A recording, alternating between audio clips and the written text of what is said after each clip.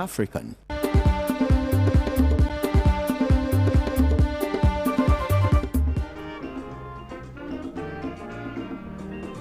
He has labored, he has suffered to lead his people into the land of freedom. He is the Redeemer and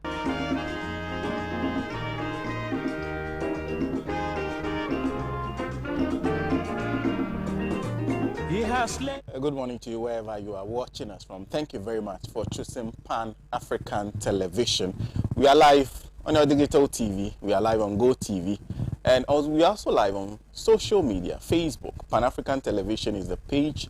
You can use it on YouTube too. You'll find us, Pan-African Television. You watch us live. It's the mother of all talk shows, Alhaji And Alhaji. Thank you very much. Here we say it as it is, no matter who is involved in the and we'll leave you better educated. My name is Senna Nombo. It's my pleasure to welcome you to today's edition of the show. Today is January 15, 2022. Well, January seems to move quite slow, by the way. When I checked the date, it was 15th. I was still wondering when this month will end. Well, today we are talking about the race for the leadership of the new patriotic party. It's a matter that will not go away. There are those who say it is too early because they are only supposed to do that a year to the elections. But it's already intensifying by the day. A lot more people declaring their intentions. There's a video that has surfaced that is showing Alhaji, who is the trade minister, indicating that it is his turn to be flag bearer of the new patriotic party because he made a sacrifice that led to President Nana Akufo-Addo becoming president of the republic. Well, there are those who would disagree. A strong contender that has been put forward is the person who is believed to be the anointed of the president. There are those who say no, he is not. But Vice President Dr. Mahmoud Bawumia is the other horse in the race that is said to be in the position to give Mr. Alhaji a serious run for his money. So we'll talk about that. And then we'll go to Santrokofi Akwafololobi. It's a matter that started way back when the regions were demarcated. The agitation started at the time. The people of Santrokofi Akwafololobi were of the opinion that they were in the Hokwe constituency. The Hokwe municipality is where they belong to. If the decision was made that Hokwe should be in OT, they will be in OT. If the decision was that Hokwe should stay in the Volta region, they should be in the Volta region. But it was decided somehow that the constituency should be cut into and Santrokofi Akwafololobi should be in the OT region. It led to them being disenfranchised in the elections. They were not allowed to vote for a member of parliament, so they do not have representation at all. It was through a statement issued by the Electoral Commission, because there were those who were of the opinion that the EC had ample time to amend the CI that identified the specific areas that formed a particular constituency. All they needed was to amend the CI to either create a region for them or to perhaps put them in another constituency. That was not done. The leaders of Fix the Country, specifically one lawyer, has led a petition to be delivered to the presidency. The petition is asking for the removal of Madam Jean Mensah, who is chairperson of the Electoral Commission, on the ground of stated misbehavior and incompetence because of that particular action. The statement that was issued that disallowed the people of Santrokofi Akwafololobi from voting. So that is one of the issues we'll be discussing, and then we'll talk about strikes. Last week, Mr. Pratt predicted that the strikes were going to intensify. I doubted it a little, but this is what has happened. In fact, I will, at some point when we get to that topic, read to you Facebook post of Professor Jampo, who is the General Secretary of UTAC on the campus of the University of Ghana, who had made some very interesting comments. It looks like they're ready for the battle. A battle line has been drawn. He calls the National Labour Commission incompetent. They are supposed to be the ones who are supposed to deal with this issue, but they don't even have confidence in them. So how will this issue be resolved. UTAC remains on strike. And so we'll talk about that, and then we'll talk about the sanctions that have been imposed on Mali by ECOWAS. So those are the issues we've lined up that we'll be talking about today. Well, I have been reminded over and over again that the biggest story of the week is not as much the things that I've outlined, but the fact that we have the presence of Dr. Tony Edu, who is former Ghana ambassador to Netherlands. But this morning, who are still reminding me, Dr. Tony Edu joins us after a long while. The obvious reasons why, but we're grateful he braved it and he's joining us this morning. Mr. Kwesi Pratt is also joining us this morning. He is the General Secretary of the Socialist Movement of Ghana. We are also expecting Mr. Philip Langdon to join us, who is a lead communicator of the New Patriotic Party, who will be joining us after a while too. He was a regular voice on this show, so he'll also be joining us. And then we have, for the second time, Madam Joyce Bawumia, who is an aide to former President John Dramani Mahama. That's my panel for today. Thank you very much for making time. Please share your comments with us. We are grateful to read your comments. Well, we will take a short break. When we come back, we will deal with the race for the leadership of the New Patriotic Party, and then we'll follow on from there. Stay with us. He has labored, he has suffered to lead his people into the land of freedom. He is the Redeemer and... Hello, what are you doing Tuesday to Friday, 7:30 to 9 o'clock p.m. every day? You should be watching The Couch. I'll tell you why. On Tuesdays, we talk social issues, lifestyle health, all those everyday issues that affect us in the big ways. Wednesdays are for book reviews. Thursdays are for the hard talk, those socio-economic, policy-oriented, political questions that demand for the tough questions to be asked. And personality profiling Fridays, when we get to know the stories behind the winning personalities we love. Inspirational story from inspirational personalities. Hey, listen, you really cannot miss The Couch with me, Amma Pratt. Still, the only TV show with a hat.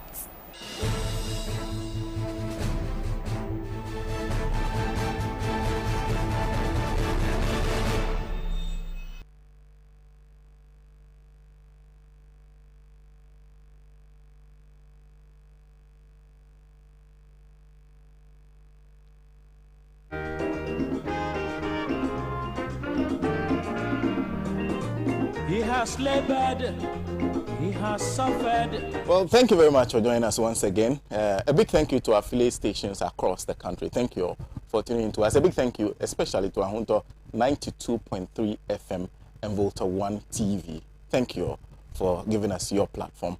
Well, we'll start with the issue of the leadership of the race for the leadership of the New Patriotic Party. They are currently in government. Things are not in the best situation, but they have to elect a flag bearer to lead them in for the 2024 elections, and it's already started. Well, let me start today's discussion with Madam Joyce Bawumia, who lead for us. We're hoping for Mr. Philip Langdon to start this discussion for us. He's right here.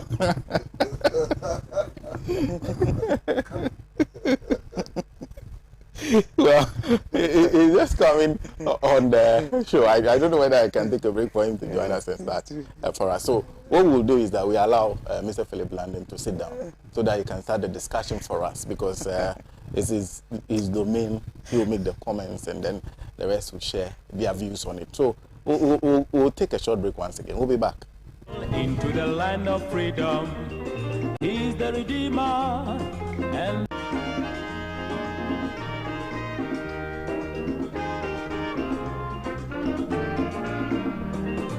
he has labored, he has suffered to lead his people into the land of freedom. He's the Redeemer and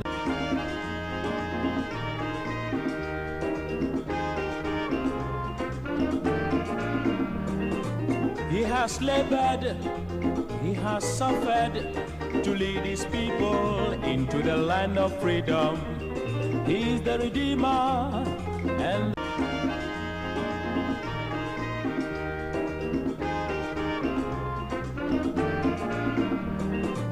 he has labored, he has suffered to lead his people into the land of freedom. He is the Redeemer and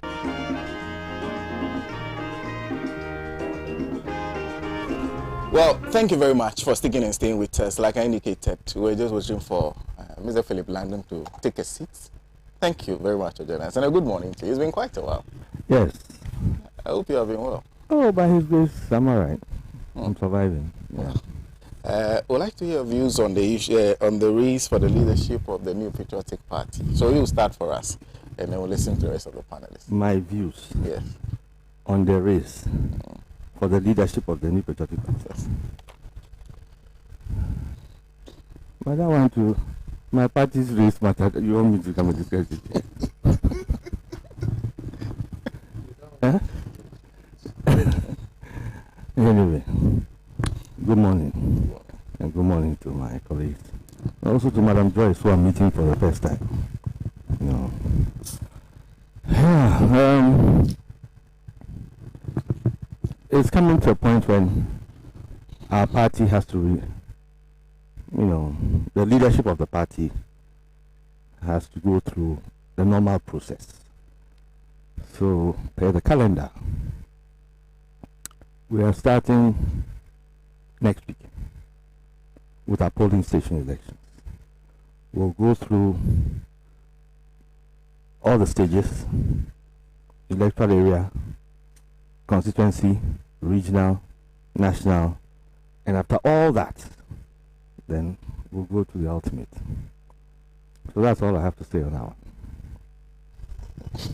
that's quite brief. Yeah, but that's what it is.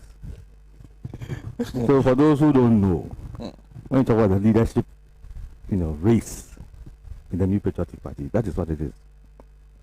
Okay. You're going to elect from polling station chairman, secretary, treasurer, women organizer, youth organizer, and organizer. And then we're going to elect electoral area coordinators. Then we elect constituency executives from constituency chairman, first and second vice, secretary, treasurer, organizer, women organizer. Then there'll be some appointments. Then we'll come to regional, similar. Then national, the same formula. When we finish with all that, then we'll begin to look at the next stage. So that's what it is. Okay. Well, quite brief. So I'll move to.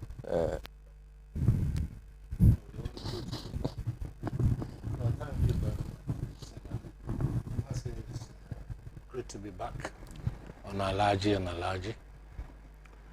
It's been quite a long time. I think the last time I appeared on Alhaji And Alhaji was in 2014 or thereabout, which is quite a long time ago. But I've been following the program every weekend. Back to the topic. Philip has restricted himself to only a descriptive presentation of the processes by which the MPP will go through its selection of party officials and then the flag bearer. I dare say he didn't want to be analytic, else his opinions might be exposed, or probably he has some things hidden that he doesn't want to put into the public domain. All said and done, the race for the MPP flag bearership for the 2024 elections is hotting up. It's not as hectic as the 2008 one, at which more than 17 candidates were counted, I think. Was it 2007 or 2000? I'm not too sure, but it was for the 2008 elections. The one as Yedun Ketia said 17 thieves are going to contest. Very interesting. So far, names that have appeared are the Vice President, Alhaji Bawumia, the Minister for Agric, Afiya Kuto, Alan Shematin, the Minister for Trade and Industry,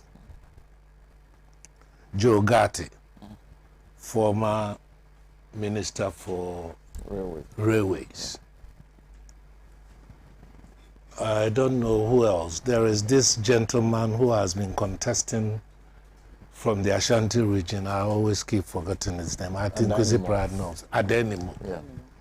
I don't know whether this time he will throw his heart into the ring. Of all these leading candidates, the hurdle that each of them had to overcome is one, money. Because we know within the MPP, elections are money. By now, the delegates are salivating like dogs at the sight of a juicy piece of T-bone steak, because they know their harvest is coming. If, for instance, in parliamentary primaries, a candidate is compelled to spend about 5,000 Ghana cedis per candidate for over 100 people, then you can imagine what will happen when you have a larger delegation to choose a flag bearer. So money is of crucial importance. Then, the candidate who wins the primaries will have to face the Ghanaian electorate. The hurdle they have is the record of Nana Akufo-Addo administration from the period 2016 to 2024. I'll come to that later. For Bawumia in particular, his hurdle is the crisis of credibility. Who wants to vote for a person who has proved himself to be a liar, a flip-flopper, a man who is not disciplined, a man who calls his political opponents all kinds of derogatory names? The word incompetence, which stuck with President John Mahama, was coined by Bawumia. And over the period, he had made sure that on every platform, he make innuendos towards the competence or incompetence of former President John Mahama. And he does it with the most annoying guffaw. You know what the word guffaw means? A belly laugh. It's amazing. But this is a man who has managed Akufo-Addo's economic management team since 2017. And is full of ideational contradictions.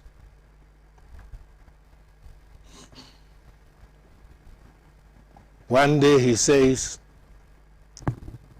when the fundamentals are wrong, the exchange rate will expose you. The next day he says, when the exchange rate is fluctuating, it does not mean the fundamentals are wrong. Like the hare said to Alice in the Wonderland, say what you mean and mean what you say. But this flip-flopper, self-styled or acclaimed to be an economic whiz kid of the MPP, is so inconsistent. I recall not too long ago when the issue of Ghana's national indebtedness came to the forefront of discussion. Dr. Bawumia said, even though we have borrowed in nominal terms more than the NDC, we have managed the debt portfolio better because we have borrowed at lesser rate. Percentages. What has percentages got to do with your debt sustainability calculations? When your debt sustainability is calculated, it's not the percentage at which you borrow that is important. It's the quantum sum of debt incumbent upon you. When you go to service your loans, the rate at which you have to service is not calculated on the basis of the percentages at which you have borrowed, but on the quantum sum. So where does percentages come in? That's why I said he is your ideal flip-flopper. He lacks credibility. On the occasions when I have had cause to refer to Dr. Bawumia and his economic pronouncements, MPP communicators have put a spin on what I have said to say that Toniedu praises Dr. Bawumia's intelligence. The last time I remember, they said, I said Dr. Bawumia was the Achilles heel of the NDC during the 2016 elections. And rightly so, he was. Because people took his words for granted without delving into the analytic furrow to see that all he was doing was the elevation of economic theorems to positions of empirical constructs. The so-called econometric analysis he was making were all theoretical. Come to the real world, you find that they cut no ice, they don't gel. So I said the NDC never took Bawumia on to expose the shallow depth of his econometric knowledge. Consider this.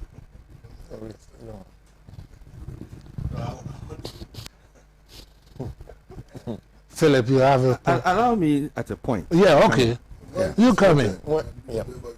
So I think let him... I know when it's my turn, yeah.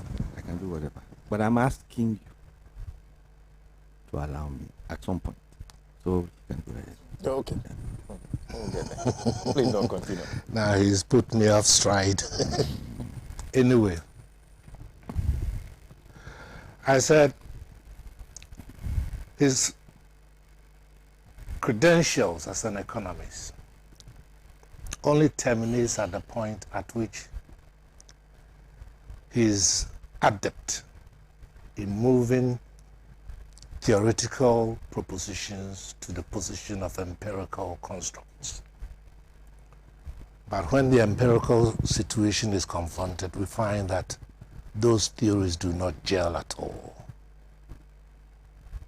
There is no relevance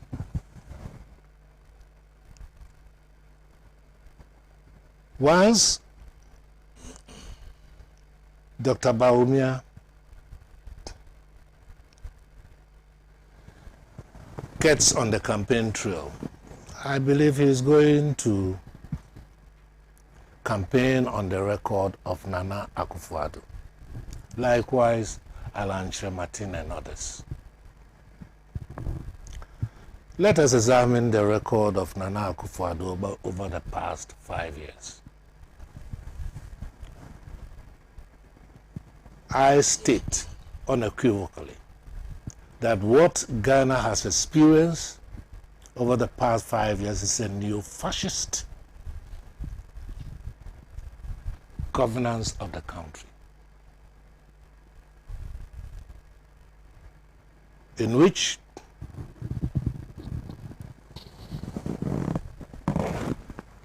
the political strategy of the Akufo-Addo regime has been, one, state capture, infiltrate all the important constitutional and state institutions to make sure that they toe the line of the government in power. We have seen that in the extent to which our police service could not perform professionally until very recently, where the CID has been tasked to investigate allegations of corruption and sleaze, and they turn up reports that exonerate the alleged culprit. We are seeing neo-fascism in the form of infiltration of our security forces. And very symptomatic of Hitler's brown shirts we saw at Ayawaso by-election. The invasion of a candidate's house with security personnel clad in the same brown shirts. Same brown shirts. We have seen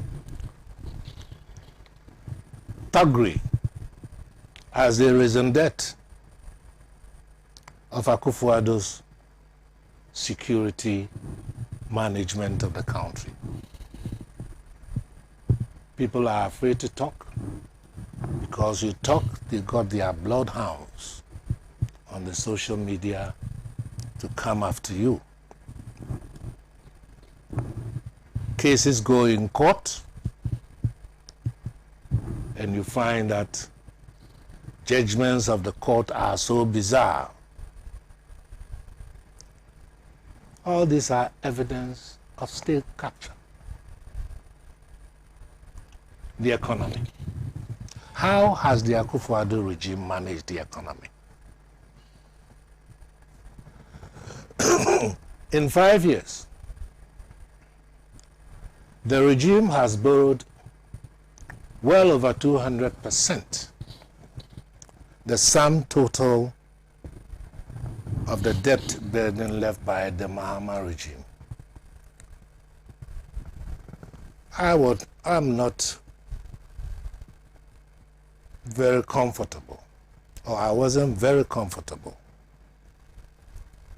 with the borrowings of the Mills Mahama regime, because I felt it was a bit high. But then the rationale was that we were borrowing to invest. Typical example, the Atuabo gas plant. This was not borrowing for consumption, but borrowing for economic investment.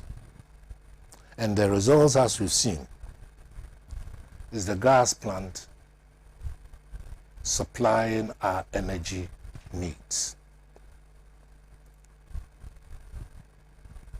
But with the Akufo-Addo borrowing over the past 5 years, what happened? what has happened to the money? We need to ask. Then again,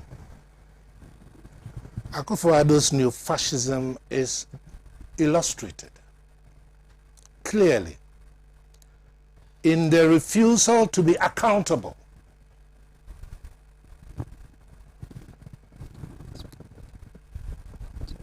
There are so many cases that have come to the floor of Parliament for accountability of the regime.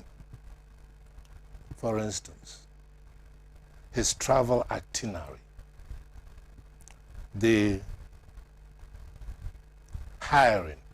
In fact, I don't think it's hiring, it's leasing.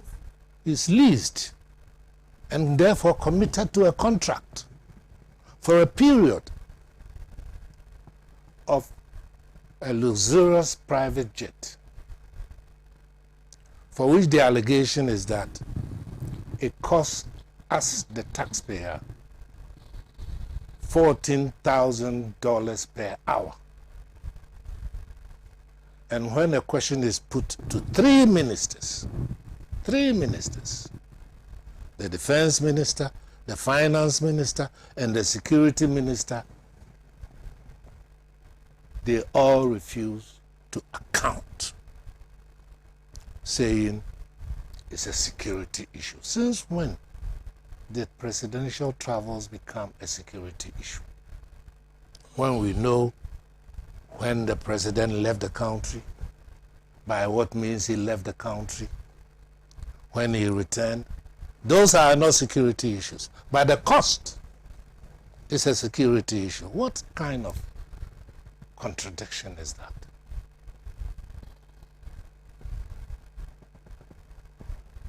I see that Philip wants to come in. Let him come in.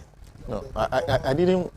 Okay. I think he knows. He knows the format format. of it. Yes. And I don't also want to break his chain of thoughts. Yeah. So I would like you to just allow him. Take Let your him time. You'll complete, get there. and then I'll come to You you. see- I will come to you. I know how the program goes, but you ask a specific question, which we are supposed to be discussing. The leadership, what do you call it? Race Race in the MPP. in the New Patriotic Party. Yes. Something which is our own matter Yeah. to start with. Then we come. Instead of talking about that, I'm talking about you it. are not talking about that. If you want to take on His Excellency the Vice President, or His Excellency the President for that matter, put it on the table. Let's say, okay, this is what we are discussing. What Then we deal with it. Okay. Philip, Okay. what I'm But then analyzing you- is the you- hurdles Yeah. that a winner Mr. of Lam, the race will have to The new confront. if you don't know about the New Patriotic Party, let me tell you, we have not opened the race Any winner. for flag bearer aspirants. People can speculate all they like. no, but there are those who have already What? declared their intentions. Please let him let him I speak want to to the give you the issue. correct picture. You give No, it. you give the correct picture. That's why I Talk came about to you something first. else. Talk about something else. That's why I came to you first. You I want you to decided to continue. describe. And then you No. then we start then the next Please, meeting then allow him. I said I will come back to you. Since he is now perhaps giving a guideline on how the thing should be, he's then even now let him warming speak. up. I'm also now warming up. If I don't stop him now, Why? Philip, and the two of us warm up, Philip, Mr. London, dangerous in this. Mr. London, it is not. I am supposed to be moderating the program. So moderate the So problem. That's why I'm paying attention. you are not my director. If my director has, I am not my the director. producer has I'm an talking about my issue- party. And what you don't know, I would tell No, you. if I put the direct- NDC on the table right now, you also have your views. Philip, And I will Be stop you limited from having to your somebody views. who is outside the party. Philip, Yeah. the So let him perspective, also the share his views. perspective I When have he's done, adopted. I'll come to you. Talking You about share his views. neo-Nazi and That is fascist, the platform on which Yeah. they will have to fight Then we would for the elections. So I will deal with him on that matter. But see, the difference is that you see they have a lady here. No, don't worry. Please. Somebody I respect. Like, Now, like you see, Let Doc complete. I'll come to you. Yes. I'll come to you. Senna, the points I'm making is that whoever wins the NPP flag bearership will have to go to the country for the popular electoral vote. And will have to fight on the platform of the performance record of Nana Akufo-Addo and this administration. And I'm giving out the whole essence of the administration. And therefore, the hurdle confronting the potential winner of the MPP flag bearership. I haven't deviated. I'm on course. Yes, I am on course. Because I'm not speculating. We're talking about real empirical events that have taken place. Is it not a fact? You asked me to answer. No. I'm just throwing it to the air. Is it not a fact? Then I'll hold on for now. Is it not a fact that this regime has borrowed over 230 billion Ghana cedis since its inception, bringing our national debt to about 350? Is it not a fact? Is it not a fact that Dr. Bawumia tried to rationalize this in terms of debt management as we have borrowed at a small rate of increase? And I'm saying, when it comes to the determination of your debt sustainability status, in terms of your capacity to repay the loan, it's not the rate at which you have borrowed that is significant. It's the quantum sum and the calculation of the percentage that you have to pay in interest payments is not on the rate of your borrowing, but on the quantum sum. If you cannot, this is elementary economics. And here is the economic whiz kid trying to rationalize this. An insult to the intelligence of Ghanaians. Because you have spin doctors, you have squealers, numerous squealers, who will come to the radio or hold press conferences to rationalize your mistakes. And this mistake has left Ghana in a very sorry state over the past 5 years. Why is the government, for instance, so keen on passing the E-Levy, of which results will only give you about 6 billion or so? As they say in Chi, apatria has san trinkom na kusibasa nebe trinkom. You have used 300 pieces of tilapia to make soup. There is no taste. So how just the leg of the rat will give you the taste? For all the money you have had, you couldn't achieve what you want, job creation and so on and so forth. So what is 6 billion into the kitty? We are broke, completely broke. And how do you go and fight election on the platform of total mismanagement of the economy by the regime which you keep exalting? How do you go and fight election on a platform in which the regime has not shown concern for human rights? The human rights record of Nana Addo Akufo-Addo is worse than any military regime that Ghana has had. Thank you. Thank you. Thank you very much, Doc. Now, let me... Please bear with me. Please bear with me. Please bear with me. Of his time. Within his time, he can do whatever he wants without interruption. Otherwise, you change the format of the program, and it's not fair. Okay. So that means that if there's something and it's being said, yeah, I cannot. No, that's why we have a fact notebook by your side. This fact How notebook about is if you for you. open the note? Then open it. I'll open it now. Madam Mutari. Well, thank you very much. A very good morning to all of you. I can tell I'm in the midst of all these veterans, so it's kind of making it very difficult for me to focus. But thank you very, very much, and a very good morning to everybody. I have no doubt that we are soon going to experience a very, very, very, very acrimonious contest that is going to take place in our opponent's camp, that is the MPP party. I have no doubt that there is even more that we are yet to experience. And I'm sure we all recall the recent history of how President Akufo-Addo himself became flag bearer of the New Patriotic Party all those years ago. We remember the spats with Paul Afoko, with the Honorable Kwabena Ejekon, and a few others. We recall the violence that characterized activities in and around the New Patriotic Party's own headquarters and its offices across the country. We remember the murder of one of the party's stalwarts, even in the Upper East region, all in a bid to make one individual president of this country. We will also not forget the sloganeering.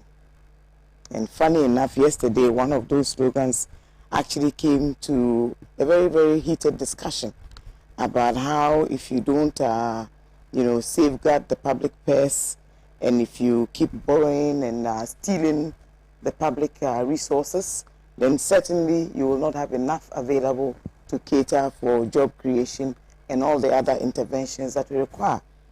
We also remember in the recent past that borrowing was a lazy man's approach of doing business, and that if the fundamentals were weak, the exchange rate will expose you. These are all lingua franca that developed in the run-up to the election that ushered in the Akufo-Addo Bawumia leadership that we are currently all experiencing. Indeed, be that as it may, we have so far about 6 names that have come up, all in a bid to inherit or replace President Akufo-Addo. We've seen the billboards that have come up. We saw what happened at the Congress in the Ashanti region between the supporters of the Honorable Alhaji and, of course, Dr. Bawumia, even in the Ashanti region. We've heard about the heated challenges, in fact, near anarchy in the Savannah region in particular. No, it's the northern region, where supporters of these individuals have had serious clashes that even threaten the peace of the region, specifically in Tamale in particular. I have not heard or read anywhere any firm attempt to stem these things in the bud. I'm yet to hear any of the leaders, be it Bawumia or Nana Akufo-Addo himself, come out and strongly disassociate themselves from these spats, or even to try and stem them strongly. It appears that there is a certain groundswell of supporters coming out very boldly, and indeed a few days ago we read a statement put out by no person other than the spokesperson to the Vice President himself, Mr. Gideon Buako. Very, very, very disappointing, to say the least. I think it leaves a very, very bitter taste in the mouth of everybody who read that particular statement, because this is a gentleman working in his official capacity. Videos have surfaced of Mr. Alhaji laying claim as the natural successor to President Akufo-Addo in the aftermath of his second term. I have no doubt in my mind that more violence will occur, that even more resources that we do not have as it is will be expended, that the hardship that we are all currently experiencing will be deepened by the events within the New Patriotic Party. That indeed the matters that Mr. Langdon has just spoken of in terms of the elections that are currently going to take place will be characterized by even more anarchy and chaos, and certainly even more spending in terms of their internal politics. It is obvious that the faction of the president are doing all in their power to ensure that the vice president emerges as the new flag bearer. It is also obvious that persons within the Alan camp that are largely derived from the very Ashanti constituency are also lacing their boots to defend and fight for what they believe is their right. I'm not sure how the rest of us who are going to be observers will actually play out as we go along. But I have no doubt in my mind that if you judge by the record of President Akufo-Addo, if you judge by the pronouncements of Dr. Mahmoud Bawumia himself, you begin to wonder whether there is even any legacy whatsoever to defend. You even ask yourself in your very private moments how he is going to campaign on this now infamous record of theirs. The shambolic manner in which the economy has been managed, the sloganeering that we all now know have totally exposed their inability to deliver on any of the promises that were made. And indeed, I have watched even attempts, I don't know whether it's to restructure or it's to rebrand Dr. Mahmoud Bawumia, to shift him completely from the debacle that is now the field economy, and try to position him, I'm not sure as what, something around the digitalization of our services or payments. I'm not even sure just what they are attempting to do, but it's obviously fallen flat, and so you can tell that his managers are now totally confused, and I can see that even the propaganda is suddenly not working. Nothing seems to be holding, and I'm sure we all know that currently the center is simply not holding. Indeed, I shudder to think what will happen when the spotlight is completely on Dr. Mahmoud Bawumia, when we no longer have to split it between himself and, of course, His Excellency the President. It will be very, very difficult for him to stand the test of time. I believe that judging by his own so-called presentations all these years, and the whole notion that this so-called economic whiz has totally failed to deliver on any of the key components that they promised as they arrived here as our leaders.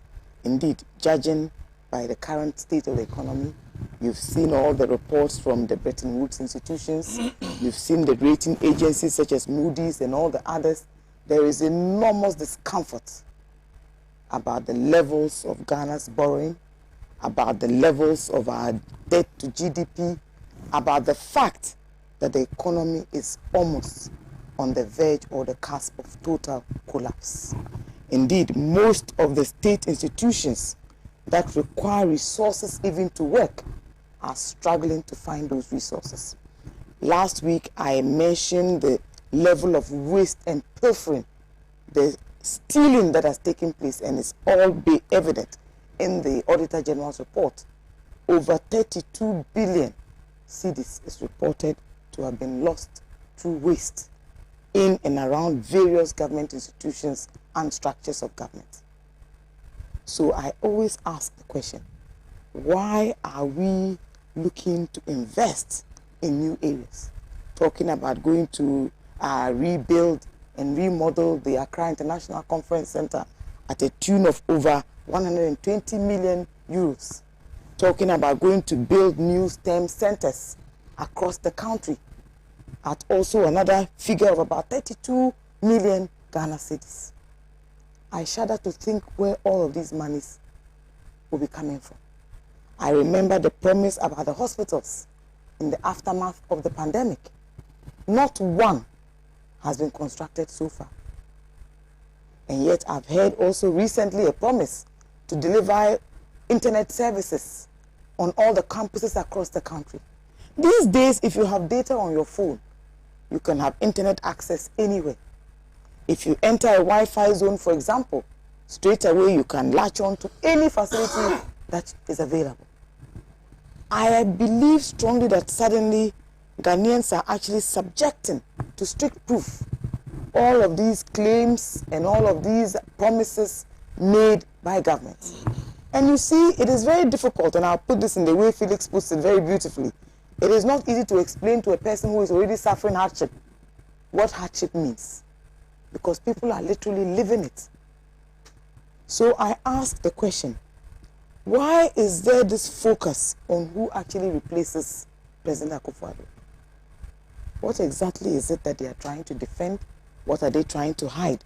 What legacy is it that he intends to preserve by having his vice president succeeding so badly?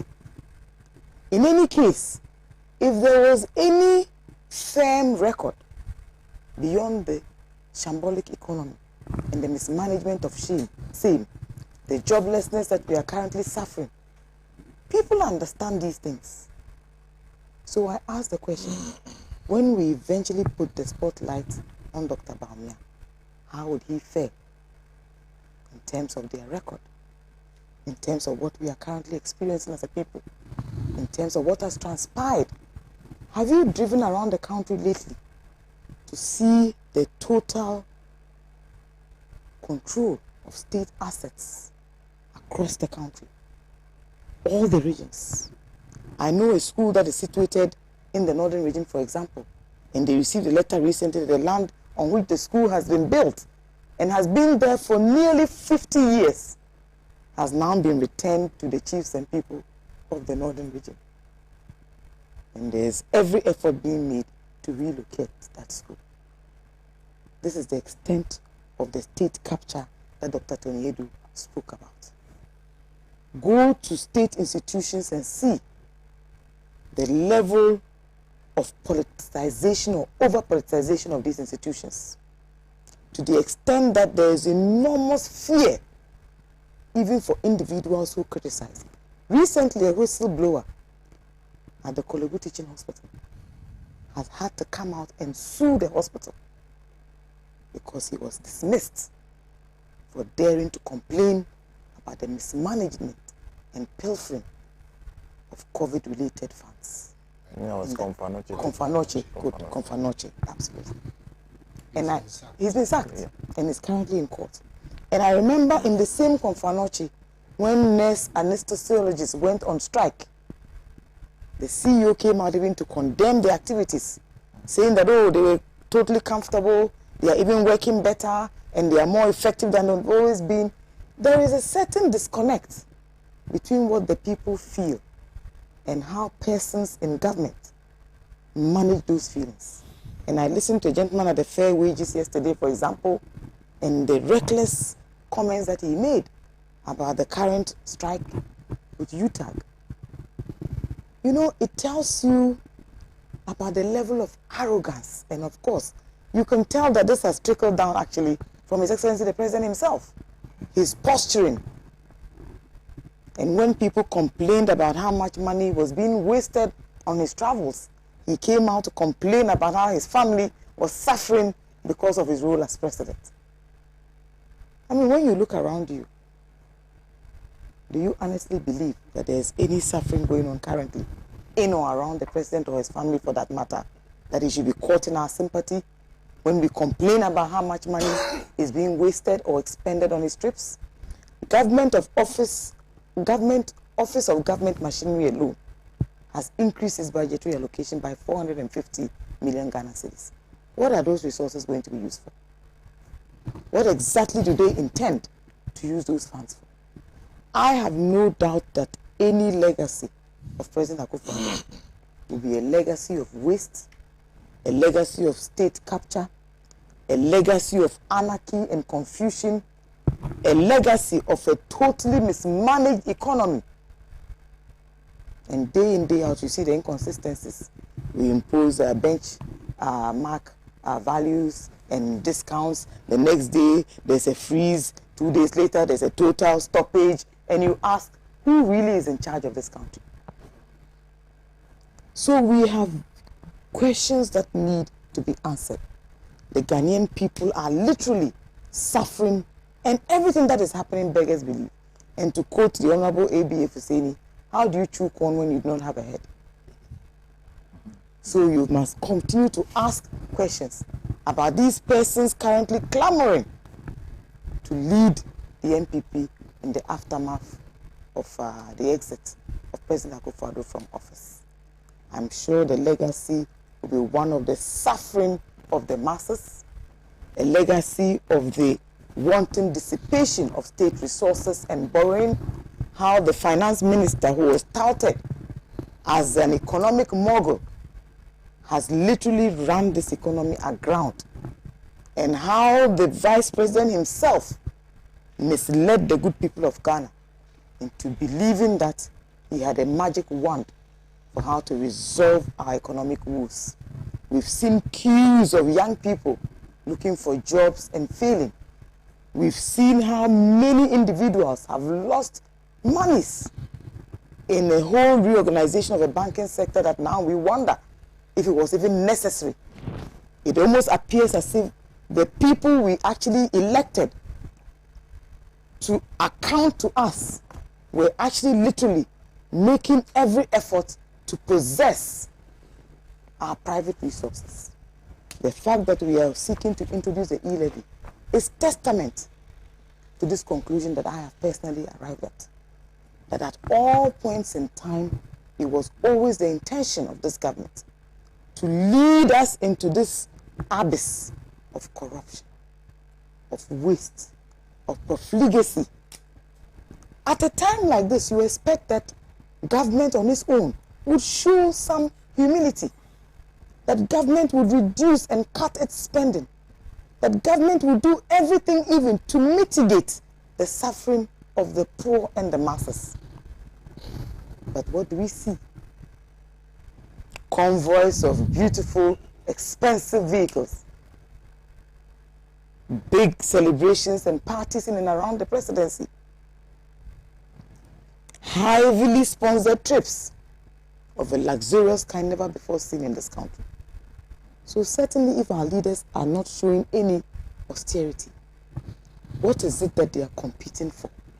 And what legacy is it that they are intending to inherit that actually allows for them to get their supporters to start not just to harass themselves, but to disturb the peace of the people of Ghana generally? Because if you live anywhere in these communities where you have these huge supporters, each time they have these fallouts, it actually affects the environment too and the community as a whole. We also have to start wondering how security of this country will be restored, how it will be maintained, how we intend the peace even to be maintained post the internal contest, and of course even in the run-up to the 2024 election. I've heard President Akufo-Addo speak largely to the fact that he will want to hand over a peaceful country. I've also heard rumors about how he would at all costs want to hand over his presidency to his vice president, Dr. Bawumia, at all costs. I have watched how aficionados of President Akufo-Addo and Dr. Mahmoud Bawumia have started to challenge the status quo. And look, the second term has already just started. This is only the second year. We have 2 years, 2 clear years before the next election. But all the conversations suddenly are about money, about sponsorship, about who gets to support who, about who emerges, and the rest. Senna, I have no doubt that in terms of leadership, that this administration led by President Akufo-Addo has underperformed, that they have failed totally to deliver on their mandates to the good people of Ghana. They have failed in their bid to provide jobs to the teeming youth that we have. They have failed even to preserve the public purse. Indeed, they have totally raped that public purse that they promised to protect. And we are all conscious of this fact. So irrespective of who succeeds President Akufo-Addo, they will also be inheriting all of the corruption, all of the stealing, and above all, I wonder how they would stand up when the spotlight is finally shone on whoever wins the race to lead after President Akufo-Addo, specifically as flag bearer of the New Patriotic Party. You know, each time we have these debates, you find government communicators, they are all over the place, and they make all sorts of assertions, and they come to also conclusions. But there can be only one conclusion, and it is that whatever they promise to do, and if you look at all the key indicators, in fact, we are performing even worse than we did 5 years ago. So you ask yourself, what really was it that Ghanaians actually voted for? If all of the resources that were inherited, look, Ghana's economy at the time this new administration took over was projected actually to grow by 8%. We have squandered all of it. Inflation is at an all-time low. And I've heard that the Bank of Ghana is about to pump some additional funds into the system. It pales in comparison to what has been wasted. And you ask, to what end? Try going to exchange for foreign currency. Check what the disparities are between the bank rates and what pertains in the black market. There's really no correlation. Go to the ports and try to clear your cargo and see the rates that you are being given in terms of the exchange of the cedi to the dollar. Try purchasing a ticket and you find out just what it costs.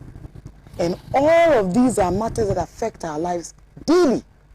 And the people we have at the helm of affairs at this time simply don't care. When you listen to their pronouncements, when you watch their body language, their posturing, I would shudder to think what would happen if in the Mills Mahama era there were challenges to do with salaries and incomes of large working groups, and you find government appointees and communicators speaking to them in the manner that we are currently experiencing. I heard the Honorable Information Minister a few weeks ago actually say that he hoped that these strikes were not about politics, and that he hoped that the demands were not being fueled by politics. There has been no partisanship as we witnessed in the run-up to 2016 and 2020 elections. I believe that this partisan environment has actually been fed into by President Akufo-Addo and Dr. Bawumia themselves. And I remember how they reduced the predecessor administration almost to the position of a laughingstock, condemned literally every positive thing and every good thing that was happening. If they had even taken over from where that administration left off, then I'm sure we probably would have been having a better conversation. That maybe the outlook would not be as dire as we are currently experiencing. So certainly there is enormous room for us to question what the intentions are. We have heard about an emerging, I don't know if it's an Achim cabal or an Akan cabal, I'm not sure what is going on. But we've also heard conversations about a certain family around President Akufo-Addo that wants to see a certain individual emerge as a successor. All of these things do not augur well for our nascent democracy. They do not augur well for a country that is currently sweltering under enormous debt burdens. The taxpayers will have to continue to shoulder enormous poverty and hardship, coupled with a pandemic that is refusing to slow down. I think this leaves enormous room for us all to rethink just what sorts of leaders we expect to have, how they play into our future, how the type of leadership we go out there and elect will eventually come to affect us in ways that we never imagined. So hopefully we will vet closer the sloganeering, the promises, that will even bother to investigate deeply and analyze whatever information is being fed us by anybody who actually seeks to contest, not just as flag bearer, but eventually contest even to lead this country. We must take each one on their pronouncements, on their record, on what they have delivered and on how they have performed in whatever category of office they have held, whether it's in the past, so that we can then form a very good opinion about what type of leadership we will be receiving. I have no doubt that it will be very difficult in the generality to convince the good people of Ghana that Dr. Bawumia will be any different from President Akufo-Addo, that he will deliver or even straighten the prior lies and fake promises that he made on various platforms. And sometimes I wonder that if Dr. Bawumia even listens to himself, if he watches his presentations now in comparison to the past, that he would ask himself whether he should even be putting himself up at this time for leadership of the NPP. So yes, I can tell that Mr. Philip Langdon is very, very uncomfortable with the conversation and wants to come in. So now I'll end it here, and I'll wish them very well, but I'll tell Ghanaians to be wise and open their eyes and ears. Thank you. Thank you. Unfortunately, Mr. Philip Land don't have to wait because the man sitting beside you will go next. So let me read a few of the messages that they are sending to us before I go to Mr. Pratt. Positive Change in Medina says, it is very dangerous that students who completed their BC in November 2021 have to wait till April 4th, 2022 to go at senior high school. As from one student, Akufo-Addo has succeeded in collapsing everything in this country, including KVIPs, you say. Kofi Nyade is saying, welcome to Dr. Tony Edu. AU Farouk says good morning, and says good morning to the panel, especially Dr. Tony Edu, who we miss a lot. He has raised for leadership of NPP. The NDC is ready to face any candidate coming from the NPP, but NPP must choose a candidate who has a credibility on stance and not someone always lying to defend or defending the indefensible. Amanuvewe Dela says, I'm enjoying Dr. Tony Edu, Doc Mofire. Mohammed Abubakar is also saying the same thing. A lot more of those messages. Hamza Isaaku says, Dr. Tony Edu, welcome back. You're really a senior citizen. I really admire your choice of West. Stephen Cobnato says, it's really great to see Dr. Tony Edu back on the program. Brema Osei-Tutu, Otun for convener of Crossfire Ghana. So where do they keep insulting Ghanaians like this? Akufo-Addo on sword cutting spree, and nobody is asking questions. Stephen Cobnato again says, the IMF, the World Bank, the international financial agencies and financial rating institutions calculate our debt on the quantum and not on the reasons for which the debts are acquired. Funny in our case, even the reason for the borrowing is a lie. There is no evidence of anything that the said monies have been used for. Our country is indebted heavily, and we should suffer really for this. Adam Jamposa says, wow, the old boy has made it. Great seeing you, Dr. Edu, with so much wisdom. God continue to bless you and Mr. Pratt. And our regards to you and panelist. George Coleman During says, I'm very happy Dr. Tony Edu has finally done justice to the machinations of the MPP communication team, said led by Abronya against the NDC. Edward Dongote Dongoyo says, you've used 300 tilapia to prepare soup and no taste, and you believe the tail of one tilapia will give you the taste. Kofi Nyade says, please get an ambulance ready while your program is on, because I can see that Mr. Philip Landon's blood pressure is on red zone, and his heart is beating. His heart rate isn't normal now. And it will not be for me. Sam Bamfo says, Doc, we miss you back in Amsterdam. Say, blow them the vivid facts. Nanado and the MPP have gradually destroyed the country, all sectors. Very sad. Kojo Dishe says, Dr. Tony Edu is so difficult to beat. I remember his days at Joy FM with Gabi Ochodapon. Dr. Tony Edu is too brilliant to listen to. You say, Bana, okay, I think it's the same guy. Tina Tete says, Ghana is bleeding. What can our leaders do to change the situation? Anyway, welcome our panelists. Honorable Tony.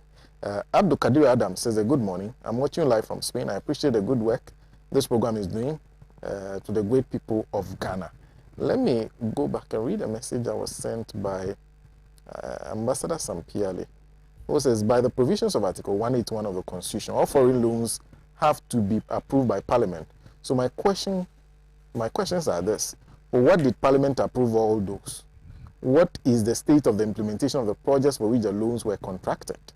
something is not right. We need real public accountability. Welcome back, Philip Landing, with your classic contradictions. This is Desert Jones. This is indeed, I'm so excited to see the venerable, no-nonsense Dr. Tony Edu, the former formidable research director of the great NDC, looking hale and hearty. Please, sir, let's see and hear from you more often. There's Zenix Akwete who sent this one. Let me read this one, then I'll go to Mr. Pratt. Which group petitions who and over the removal of who? I pity the said group for wasted energy and its inability to know that we are being led by a leader at the moment, who lives a paradox life to everything known or read about him prior to becoming the leader. What Ghana is experiencing at the moment, it is only God who can save us within the context of Isaiah 33:22, since we are not noted going the Arab way. As for the strikes, I can only hope that the leadership of the various union groups will not sabotage their members this time around. I pray that UTAC under its current leadership would make a huge statement for the political class. All of us are not fools and ignorant, saturated with extreme partisanship that left us with no brains to think as the political class would want us to believe. Welcome back, Dr. Tony Edu and Mr. Philip Landon. This platform means to you. Mr. Pratt. Well, I mean, first of all, as one of the many midwives of this program, I'm so very excited to have two of our colleagues join us today. I'm so very excited that my brother and friend, Mr. Philip Landon, is here, and my friend and comrade, Dr. Tony Edu, is here.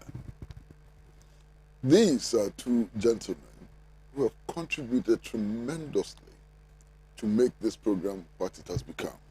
And certainly, Alhaji and Alhaji is unbeatable, has proven to be unbeatable. I do hope that they will continue to participate in these discussions as a means of bringing, on board the different views, the different perspectives, and so on, so that our listeners, our viewers, and the people of Ghana will be helped in order to make determinations about the present and future of our country. I like to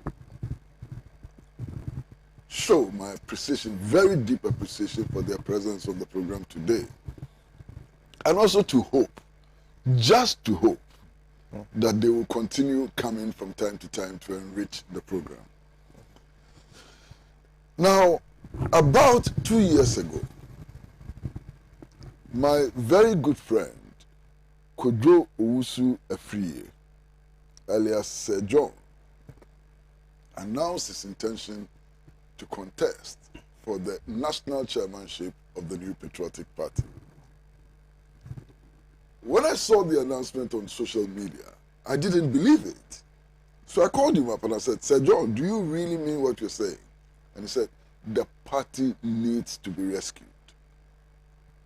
And that was going to make a bid to become the national chairman of the New Patriotic Party. National chairman of the New Patriotic Party.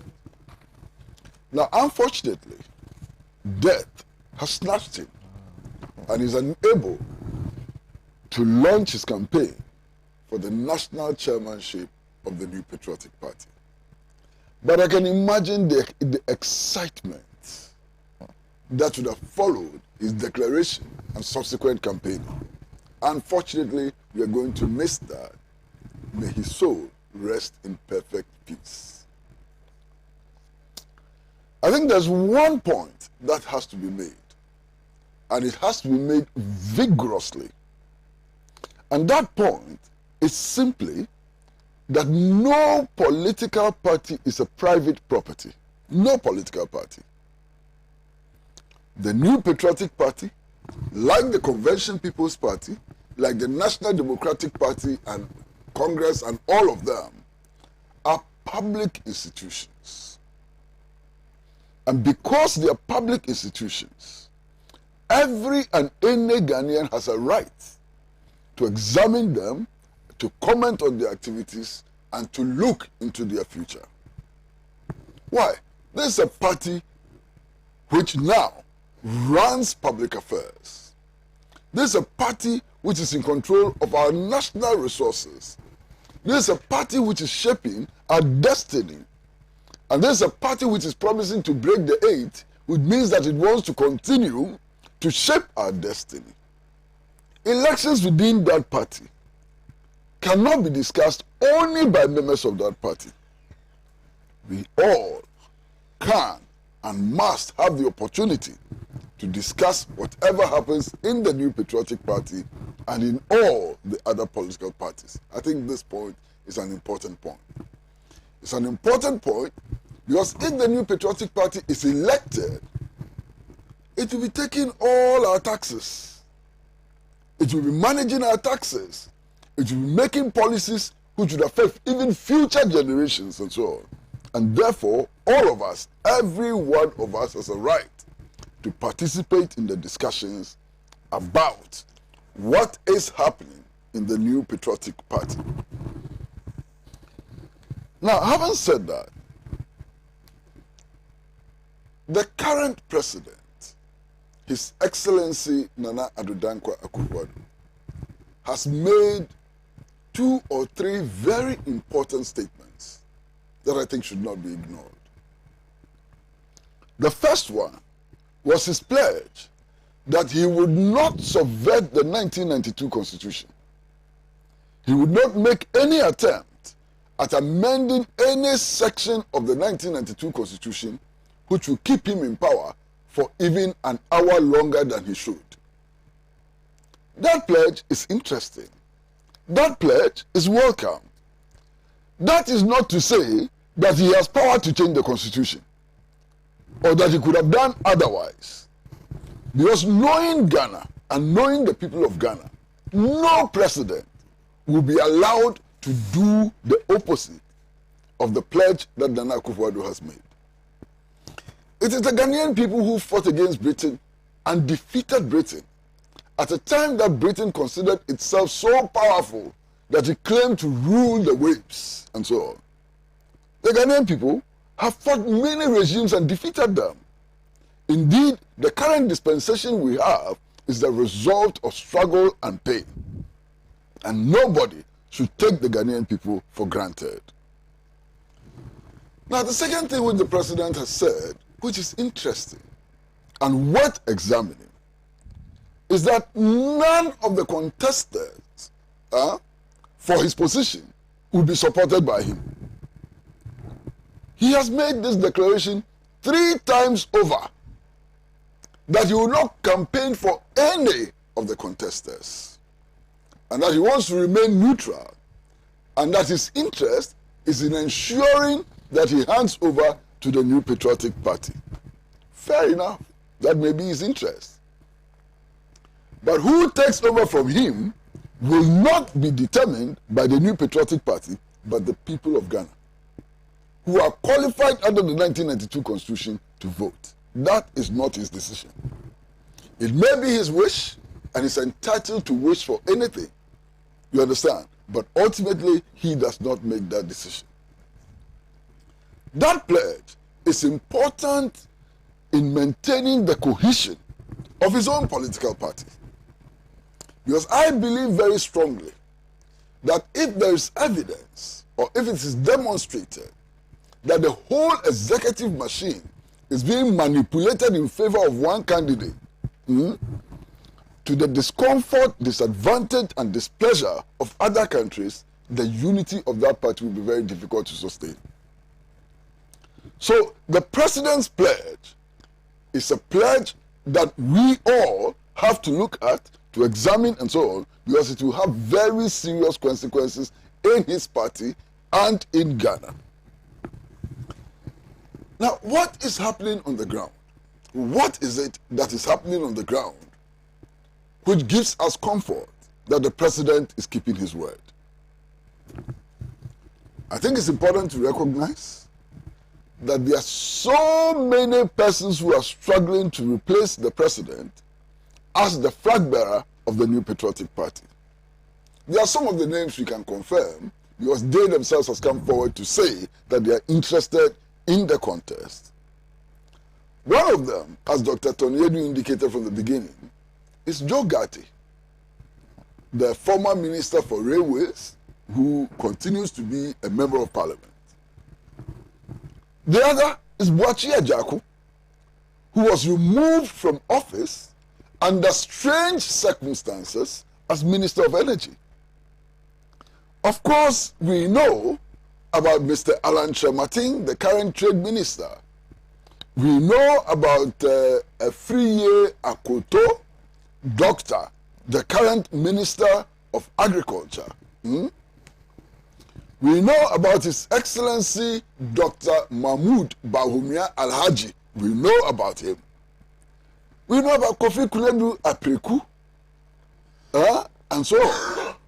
And then we know about others who have not self-declared, which would include somebody like Adai Nimo, who surprised everybody the last time he contested by garnering so many votes that were not expected and so on.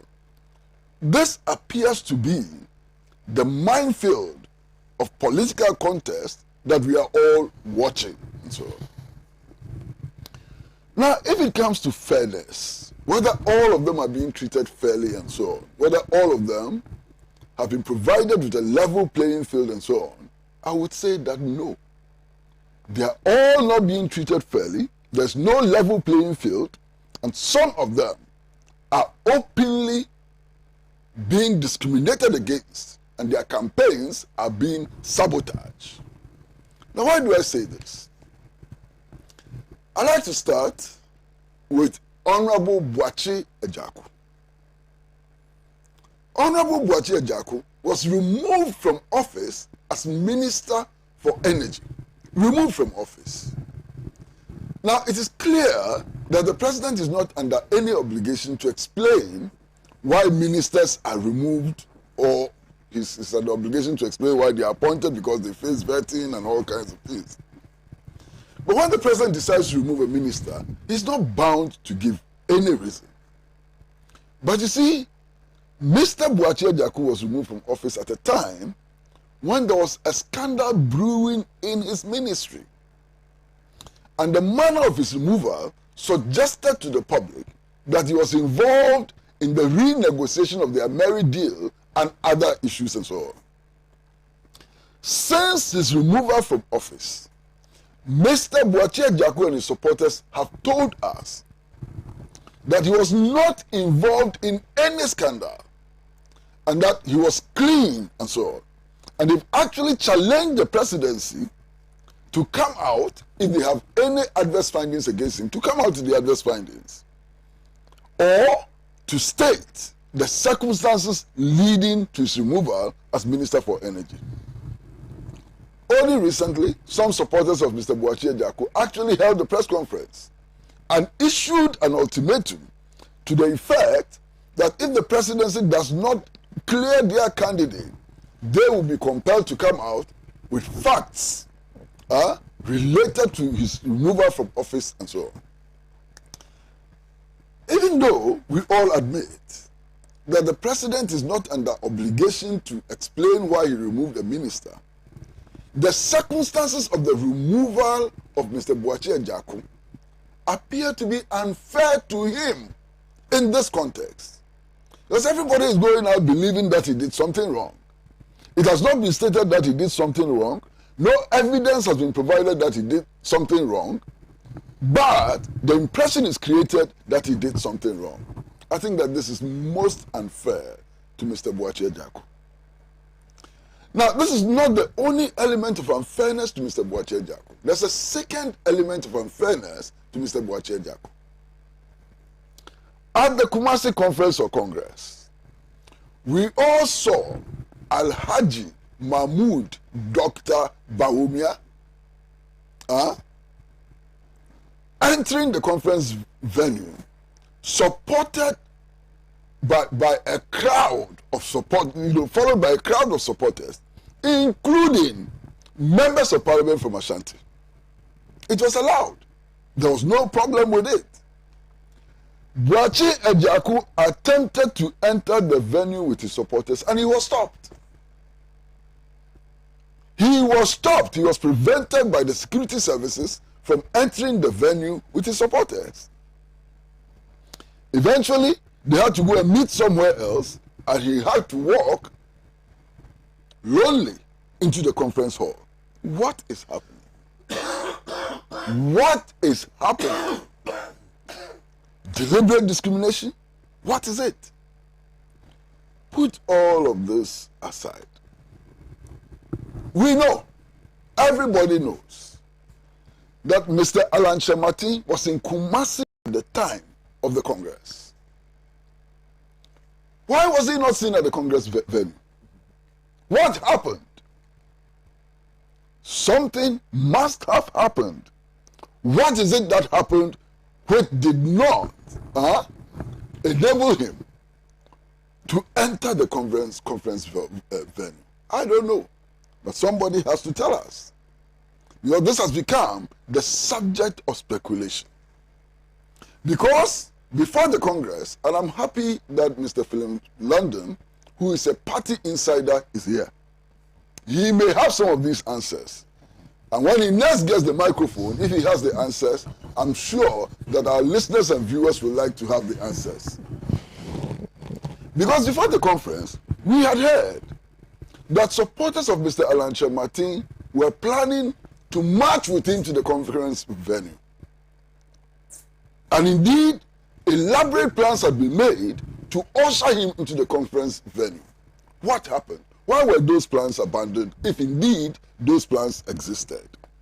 Only party insiders can tell us this. Now, some people are behaving like ostriches with regard to this campaign.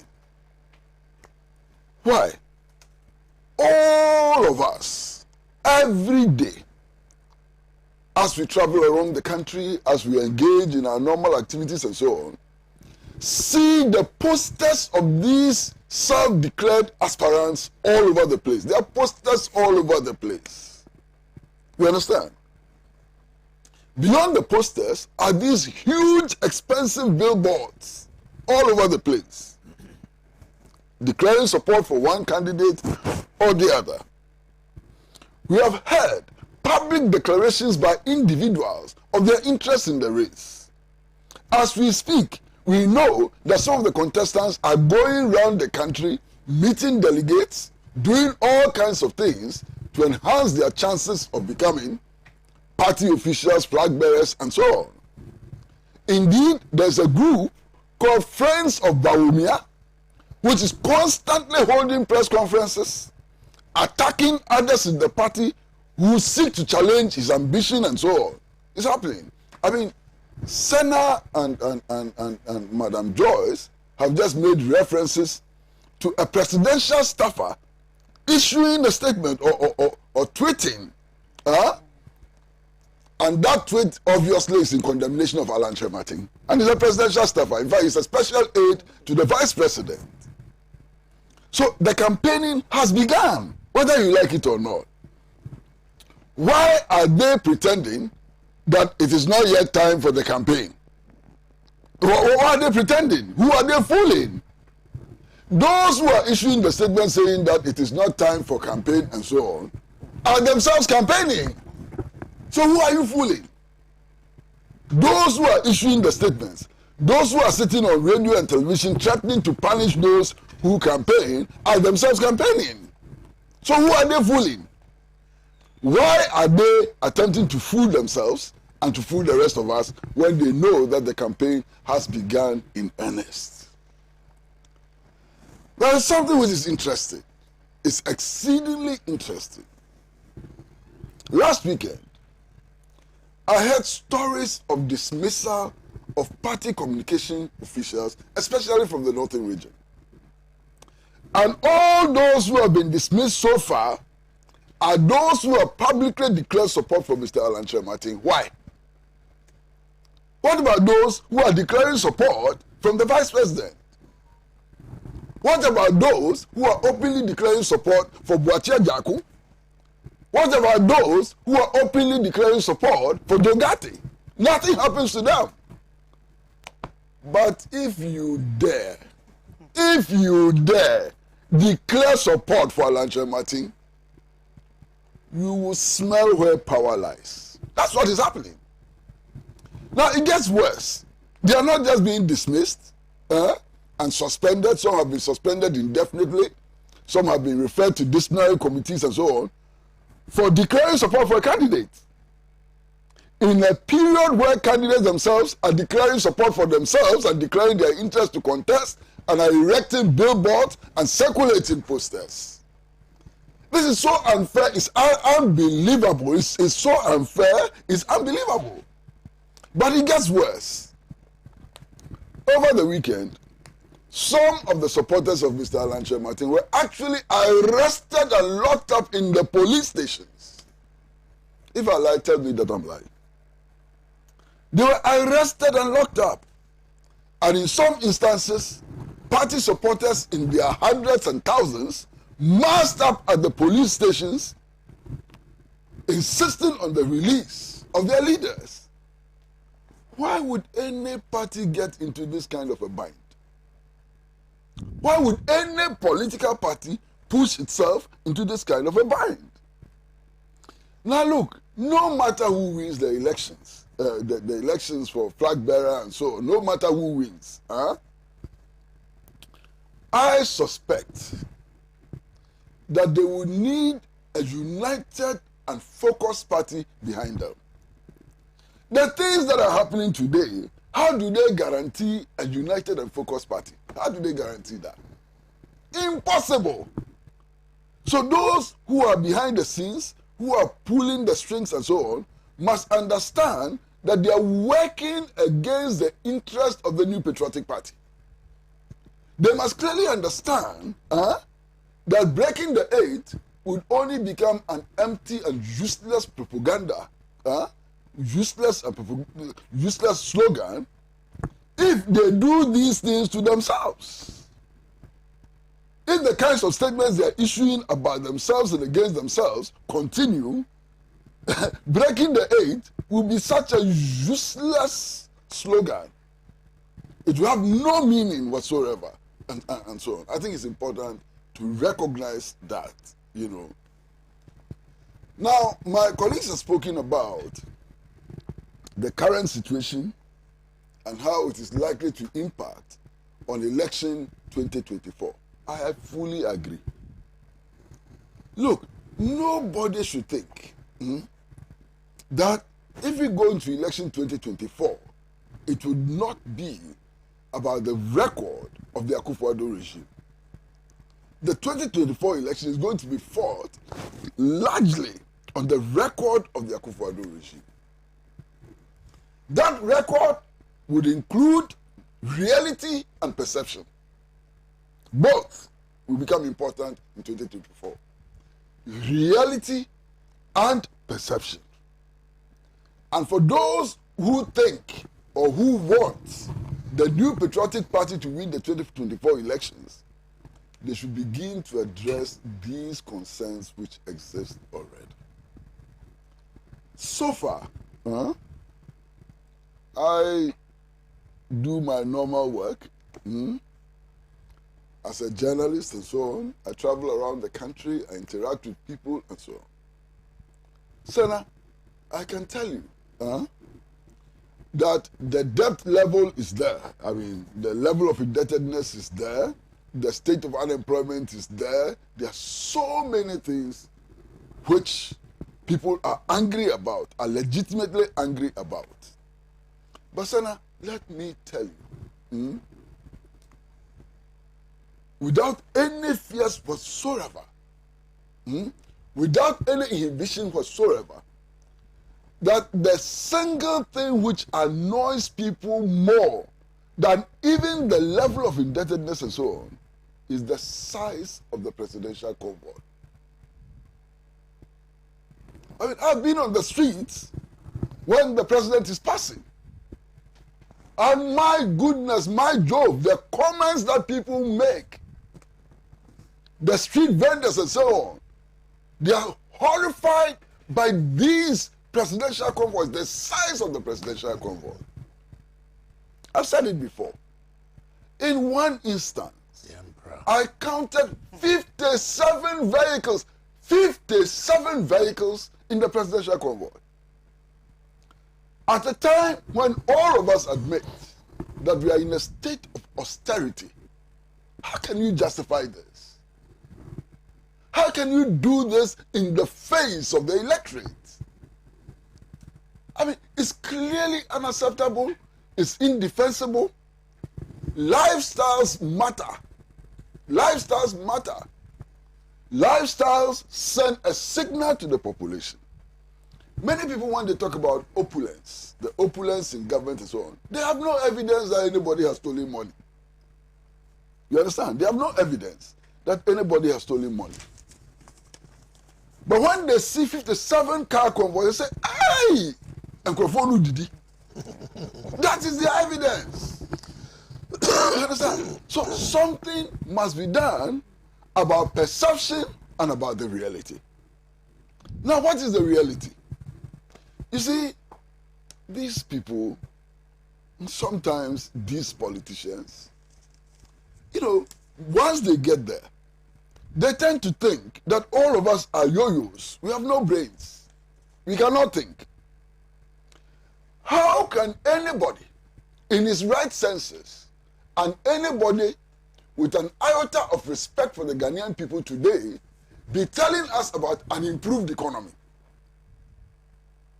How can anybody be looking us in the face and be quoting figures about the gross domestic product, per capita income, inflation and so on, and try to convince us that the economy is doing well? Why? The makers of kenke, the people who cook kenke to sell, when they go to buy maize, they know that over the last 5 years, the price of a bag of maize has quadrupled and more. Go and tell them about the improved economy.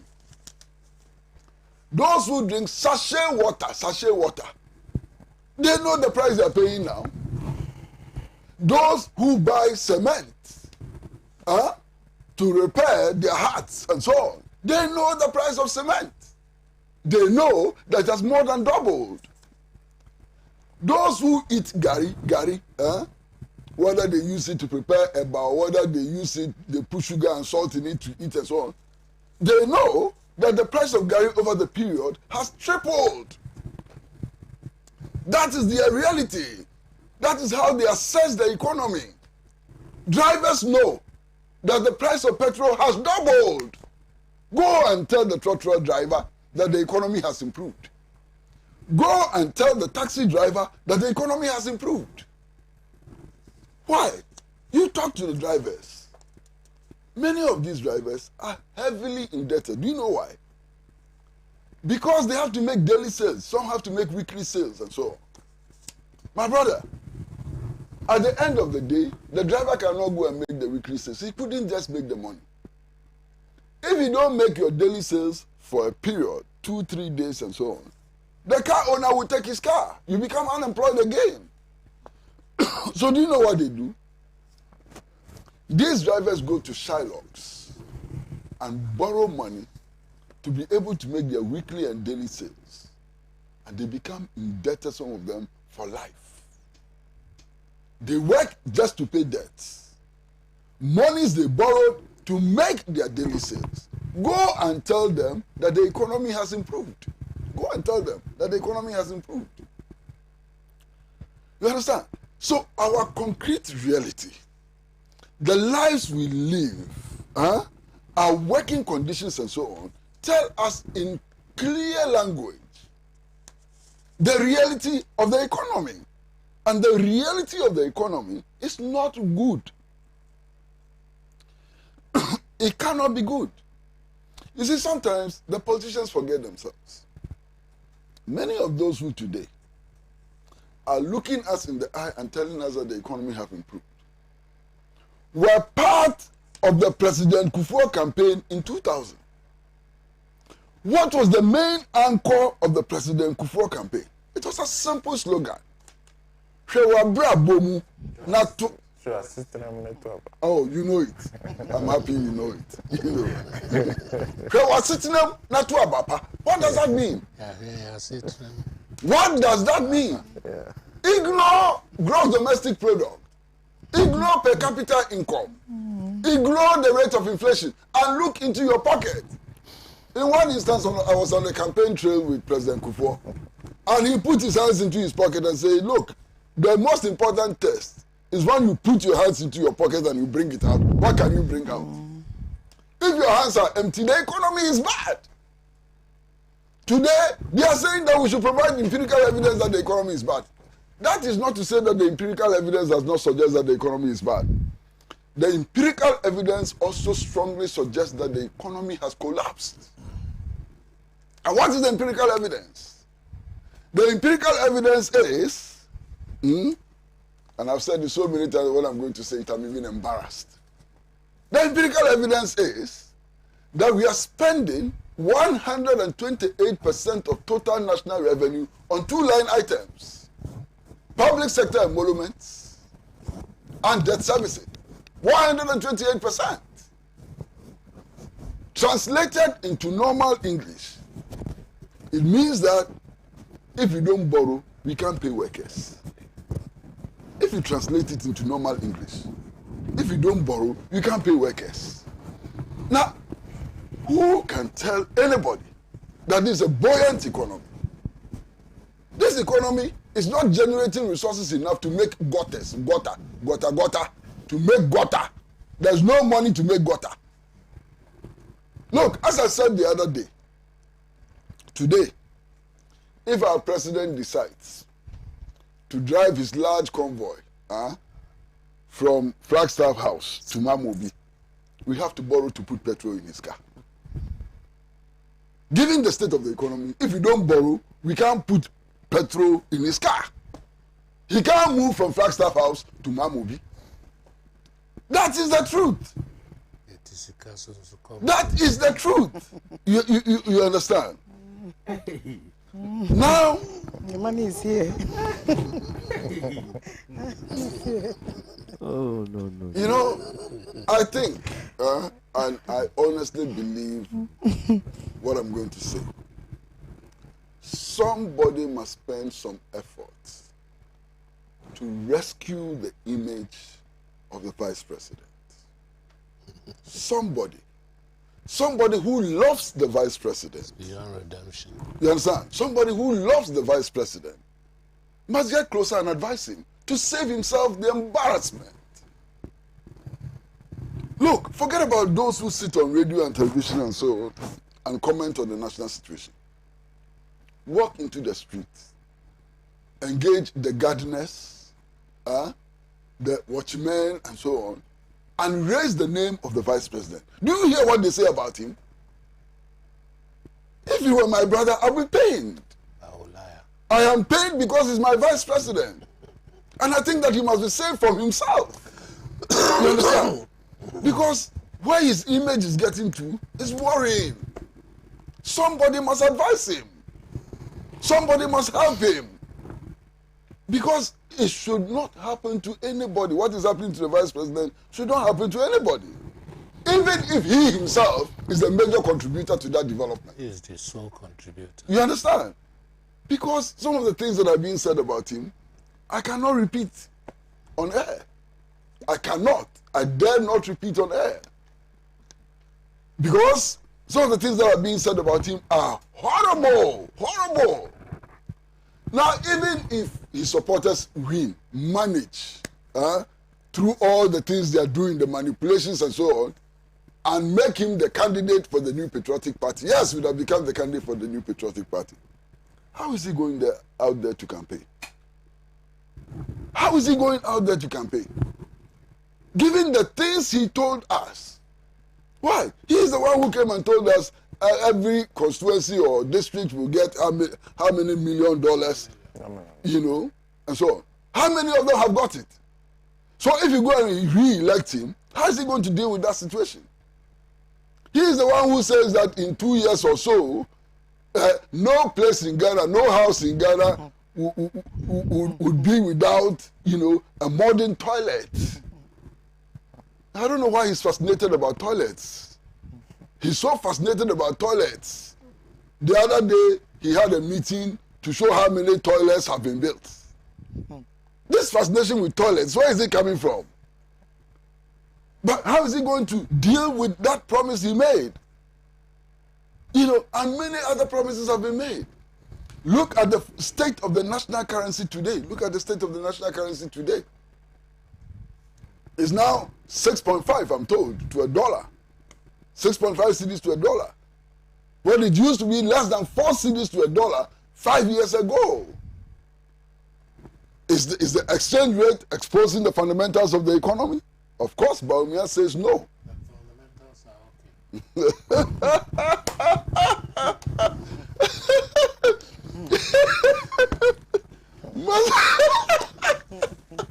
Massa, this is the situation. Poor man. And sometimes I even tend to think that perhaps he's innocent too. Sometimes I think that his own naivety is what has gotten him into this place. You know, if I were his advisor, Senna, I'm not his advisor. Maybe I will never be his advisor. Maybe even if I were his advisor, he would not listen to me. Of course, he's entitled to that. But if I were his advisor, the first advice I'll give him is that quit this race. It's not in your interest. Quit the rest. Go back home. Go and rethink your future. Maybe in the next 8 years, the party will come to you begging for you to come and lead it. You understand? Pull back. The avalanche is too strong. So pull back. But of course, that is not what his advisors are telling him. So the likelihood, one of the likelihoods, and I'm being generous here, one of the likelihoods is that he will contest and lose. That ends his political career. That sends him into the doldrum, perhaps forever.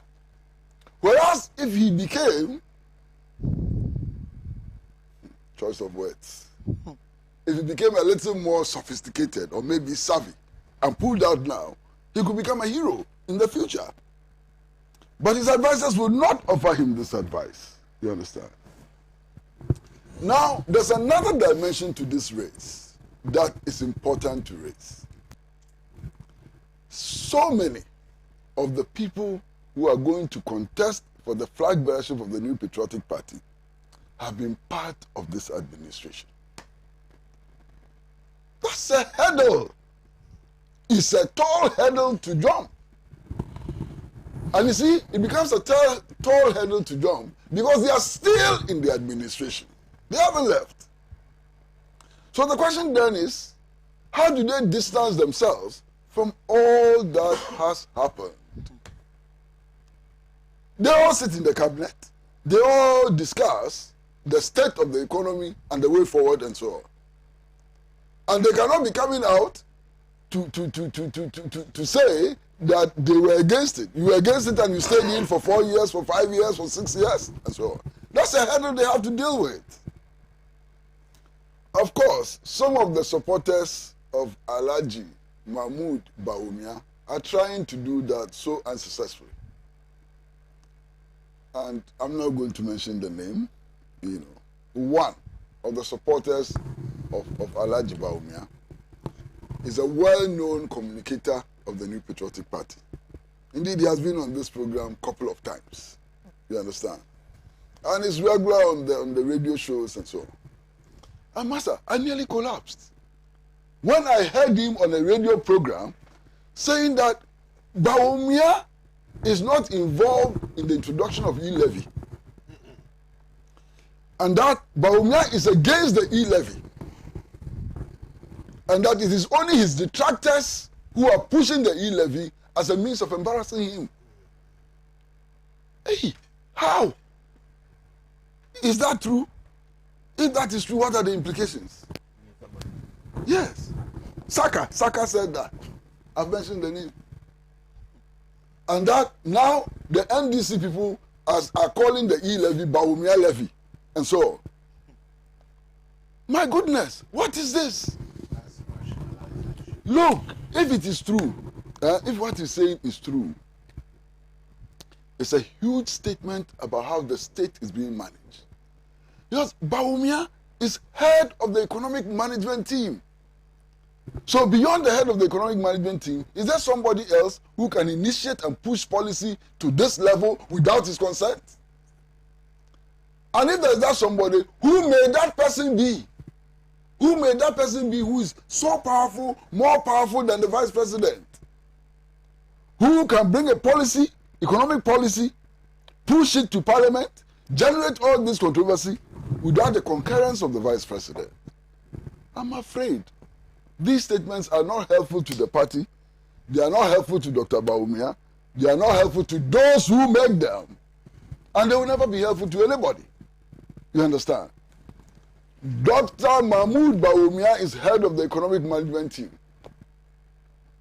He, beyond the president, it is him who is responsible for the budget, for E-Levy, for everything. As far as we know. Unless the party and government wants to admit that there's some kitchen cabinet somewhere that we don't know. But if they insist that the government we know is the government they have announced, then Dr. Bawumia is in charge. And he takes the fall for all the bad policies. He takes the fall for E-Levy. He takes the fall for everything else. But you see, finally I want to end. There has to be some level of honesty and sincerity about what we do in public office and in public space. And I'm saying this because the first time the newspapers reported, the media reported, that the Minister for Agriculture was interested in the presidency, did you see his reaction? Which created the impression that the media is full of liars, spreading stories which are not true and so on. Today, the man is in the race. He has jumped into the ring. Where has honesty and sincerity fled? Where? And every time the media is made the scapegoat. Look, we in the media are getting tired of being scapegoats for what politicians do. And all of us need to appreciate there's the need for a modicum, is that not how they say it? Modicum of honesty and sincerity in the public space. It will be good for all of us. For all the contestants, for the leadership of the New Patriotic Party, I wish them well. I hope everybody wishes them well. They should continue campaigning. None of them should have any mishap in their journeys across the country. None of them should fall sick. None of them should be infected by coronavirus and so on. Let them go ahead in good health and the best of spirits to contest these crucial elections, and may the best win. And may the best win in the interest of the people of Ghana. Finish. Well, that sounded like a prayer to end it. But let me do a that was why I didn't know whether I should say amen or not. Let me read a few messages from some of those who are watching us on Facebook. Professor Kwame Aristocrat at Kaswa Barrier says this Awam economy by Nanado and Bawumia is ready to collapse like my family house close to the Sea Aketa. We will need the services of the pastors that former President Kufuor contracted in 2006 to pray for Akosombo to come and raise some prayer topics to push the sea away. J says, welcome Dr. Tony Edu and Philip Landon. Glad to see you. Sena, do all you can to bring Ola Mangote. Good morning to Ola. Kofinya says, Alhaji And Alhaji is absolutely unbeatable, no challenger, period. Kojo Fiagbe says, the appearance of Dr. Tony Edu and Philip Landon on Alhaji And Alhaji is a clear sign that President Mahama will be made president of Ghana again. And continues to say, Mr. Kwesi, don't trust the promises of Akufo-Addo. He failed to redeem his promises to God. How do you think his promises to his party members?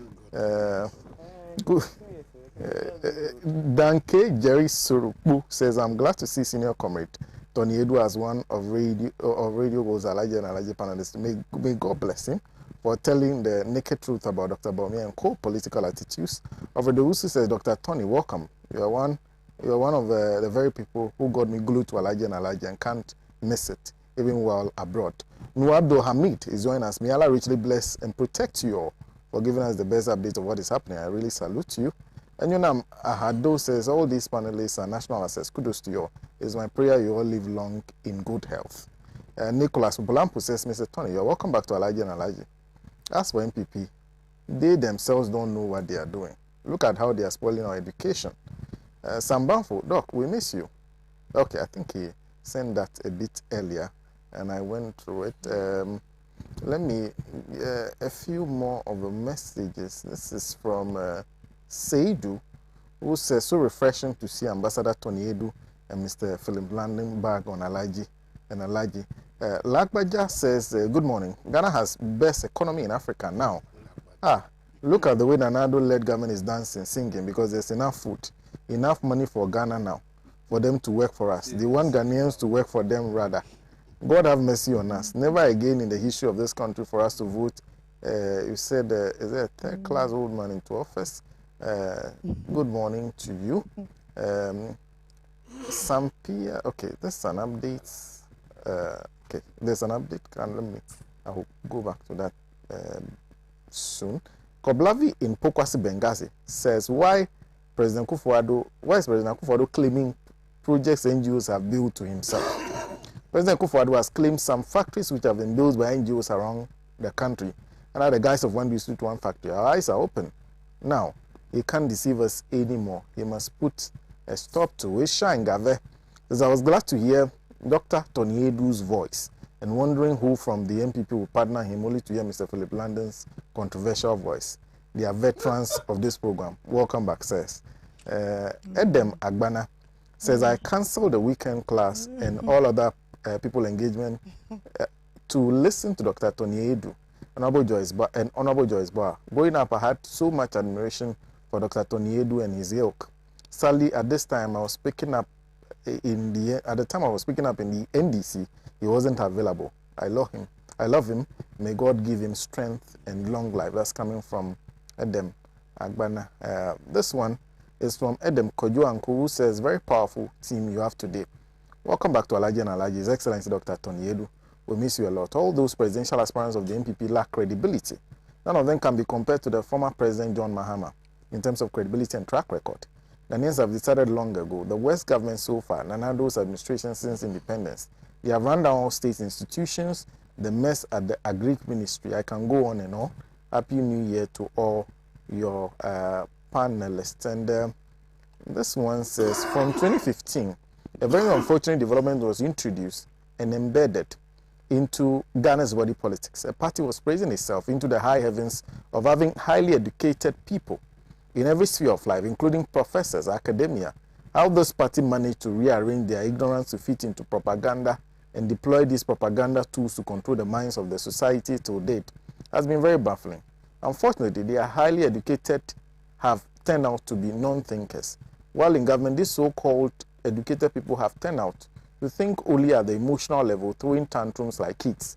All they do is to emotionally abuse anyone who dares to question the propriety of their policies and actions. Retorts, threats, insults, invectives are the tools of a party claiming to be full of educated people, but not thinkers. God save us all. Welcome. Okay, this one I haven't heard before. Most Reverend Tony Edu. This is the first time I'm hearing that title. Okay, a man was okay. I think he's asking for some information. Okay, there's some information coming in that's being shared with me, and I think Ambassador Sampiali has sent me a copy of it. Very strange. It's okay.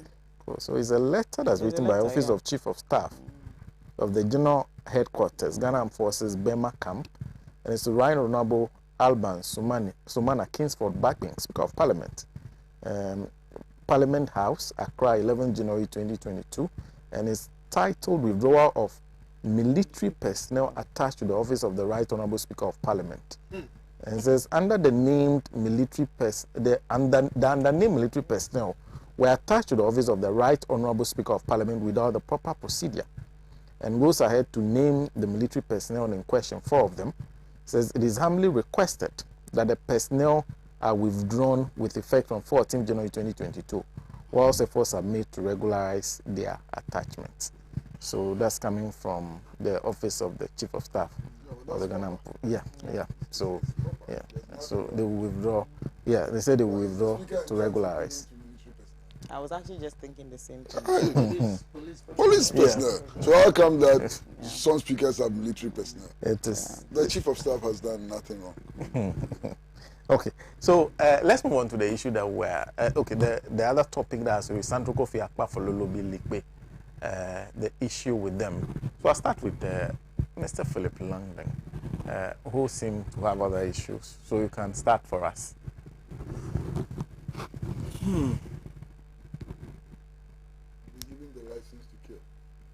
Yeah. I have to select carefully who I want to give them. That's why I'm done. I won't give you that. I won't give you that.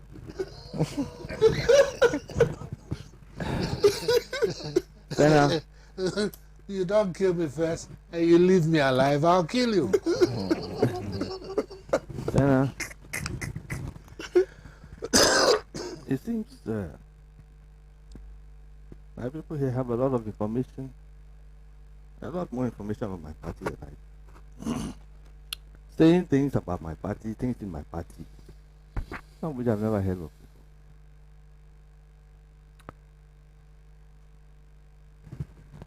before. I won't say my good friend, my friend, Dr. Tony Edu, I know has a passion against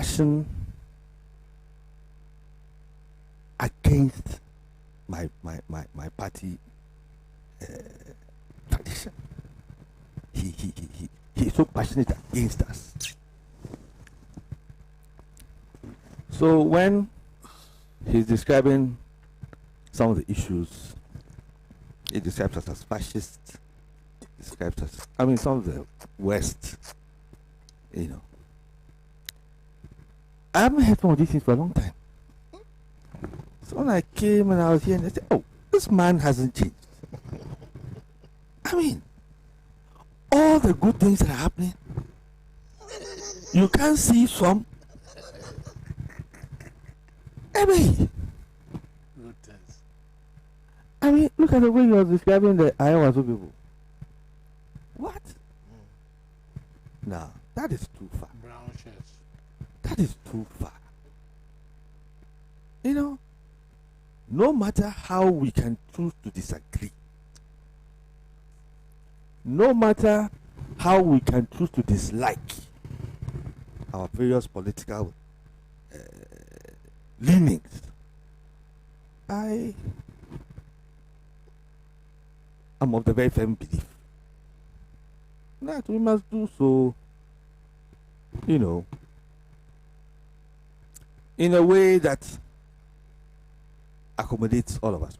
We all jump into the ring together and deal with it. Not in a way that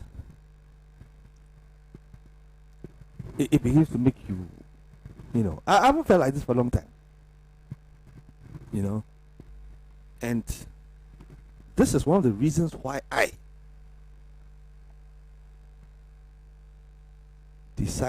took the personal decision to participate if I got the invite in this program in the first place.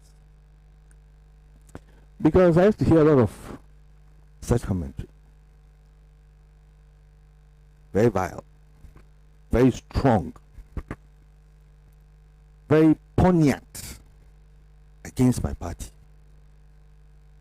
and my political tradition. And if you hear some of these things, you begin to imagine that the New Patriotic Party or the Dankwa Dombo tradition and all that it stands for is made up of some very horrible human beings, especially the leaders. And when these commentaries go over the airwaves, it infects people. A mechanic is working on a car, you know, or a carpenter is working on something, and he's listening to the radio. He's banging a nail. But as he's hearing some of these things, he doesn't suddenly realize he's now hammering the nail so hard because of some of the things he's hearing on radio. We will disagree and have our positions. Our positions may be polar opposite. Fine. And so it will be. But we will still engage you with our issues.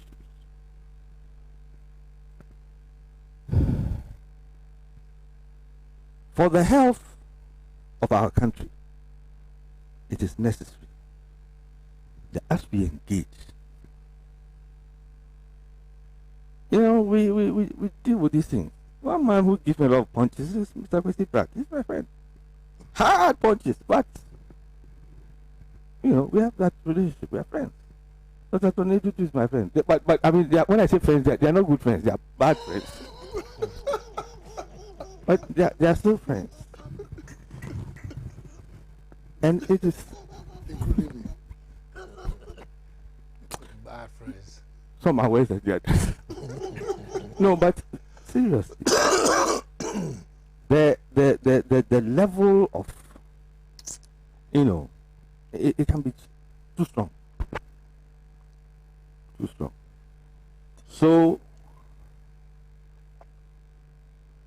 as a person, when I sit here and I hear these things, it affects me. If me, I feel affected, there's somebody whose fuse is shorter. How would he feel? He's also a member of my party. His reaction will be different. It doesn't help our national cause. It doesn't change the facts. But if we handle it differently, we will still achieve the same thing and deal with the same issues. Initially, you know, I was trying to interject my friend. The attack on His Excellency Dr. Bawumia, very strong, very effective. As for Madam Joyce, at a point I was afraid that if you didn't stop, she wouldn't stop. She would go on the whole day. But I can understand. She's the personal assistant, am I right, of His Excellency President Mahama. So the passion will be there. But all the same, I mean,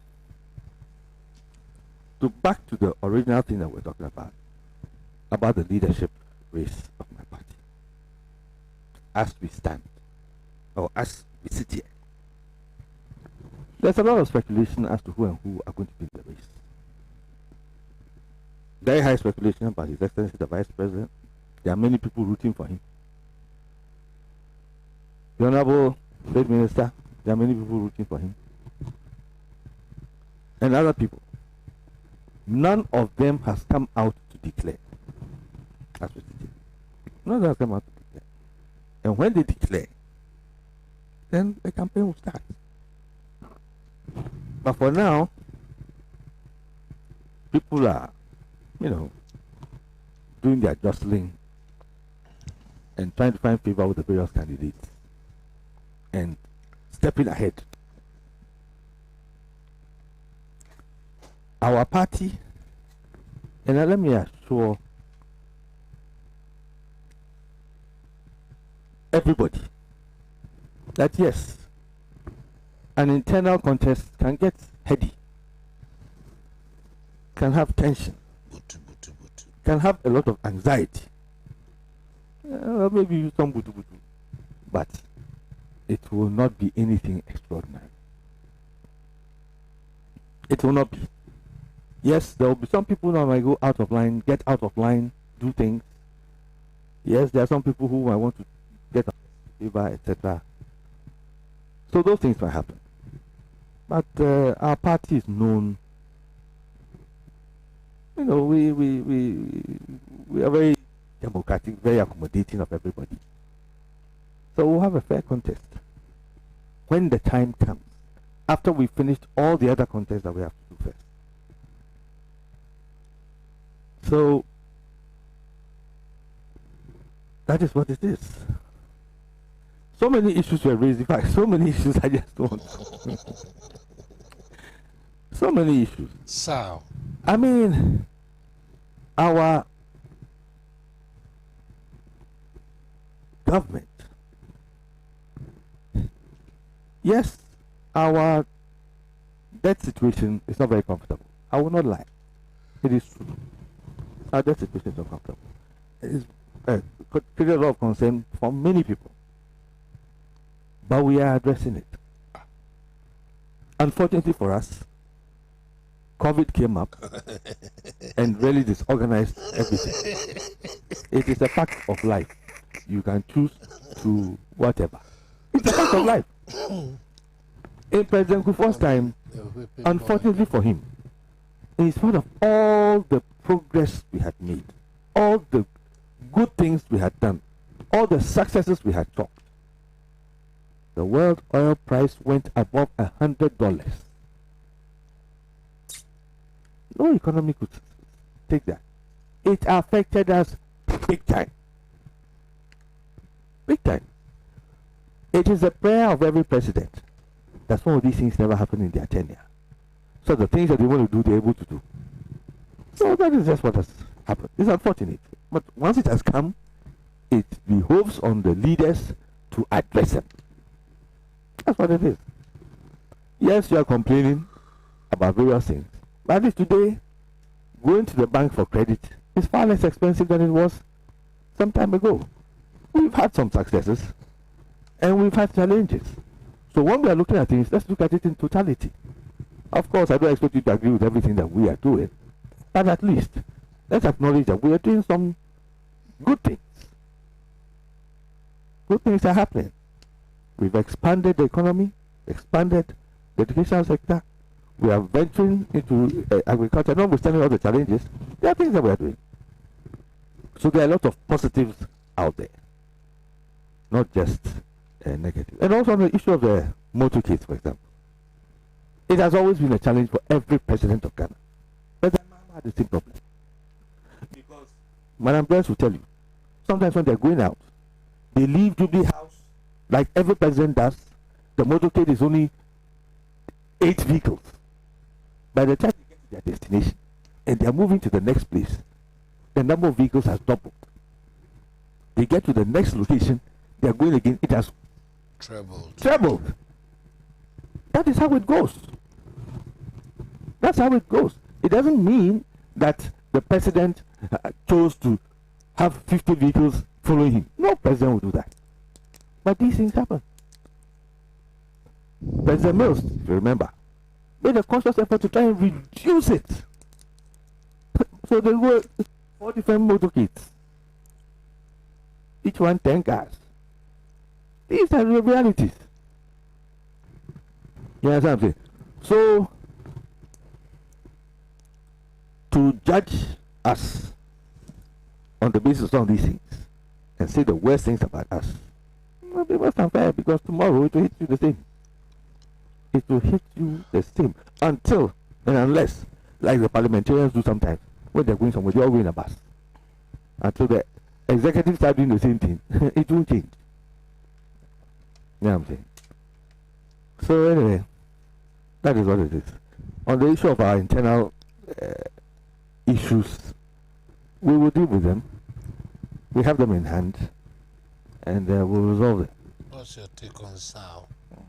Well, so the removal of the chairperson and the 2 deputy. Yes, of course. His Excellency the President has come out to say he's not going to remove her. He's not going to remove her. The issues are being resolved. You know, there are some people who are agitating for her removal. That one is understandable. We would all have expected that by now it would have been resolved and they will have proper representation. It's taken a bit of time. I think the EC must come out and say something to let people know exactly what the status is, because we all expected that by now this would have been sorted out. I mean, you know, in the beginning, because of the timing, yes, everybody could understand. But time has gone. If because of some restructuring going out with the Electoral Commission or some other issues, it has affected them, their timetables, so therefore they haven't been able to put it in place, that's another matter. Whatever it is, the Electoral Commissioner must come out and make a statement, because the people are anxious. Ghanaians want to know. The matter must be resolved. Finally, and there must be a clear timetable to it. When that is done, I don't think anybody will have any problem. But the absence of this may give the impression or suggest that somebody is not interested in sorting that out, which is not a helpful situation at all. It's not a good situation at all. It doesn't speak very well. So it is essential that the commissioner herself or one of her spokespersons, whatever, come out with a very clear explanation as to what the situation is, clear timetable, their plan of action, even whatever budgets, etc. Make it clear for everybody to know that this is what the situation is, and then address it. Otherwise, if that isn't done, then there are others who take advantage of the situation. The conspiracy theorists, spin doctors, it's a political opportunity for others. Take advantage. Yes, they will take advantage. When the regions are being created across board, it was a very popular decision. Everybody was happy. There were those who had their own issues with it. So naturally, if something doesn't go right or something is still left hanging, you are playing into their hands, and they will take advantage like they are taking advantage.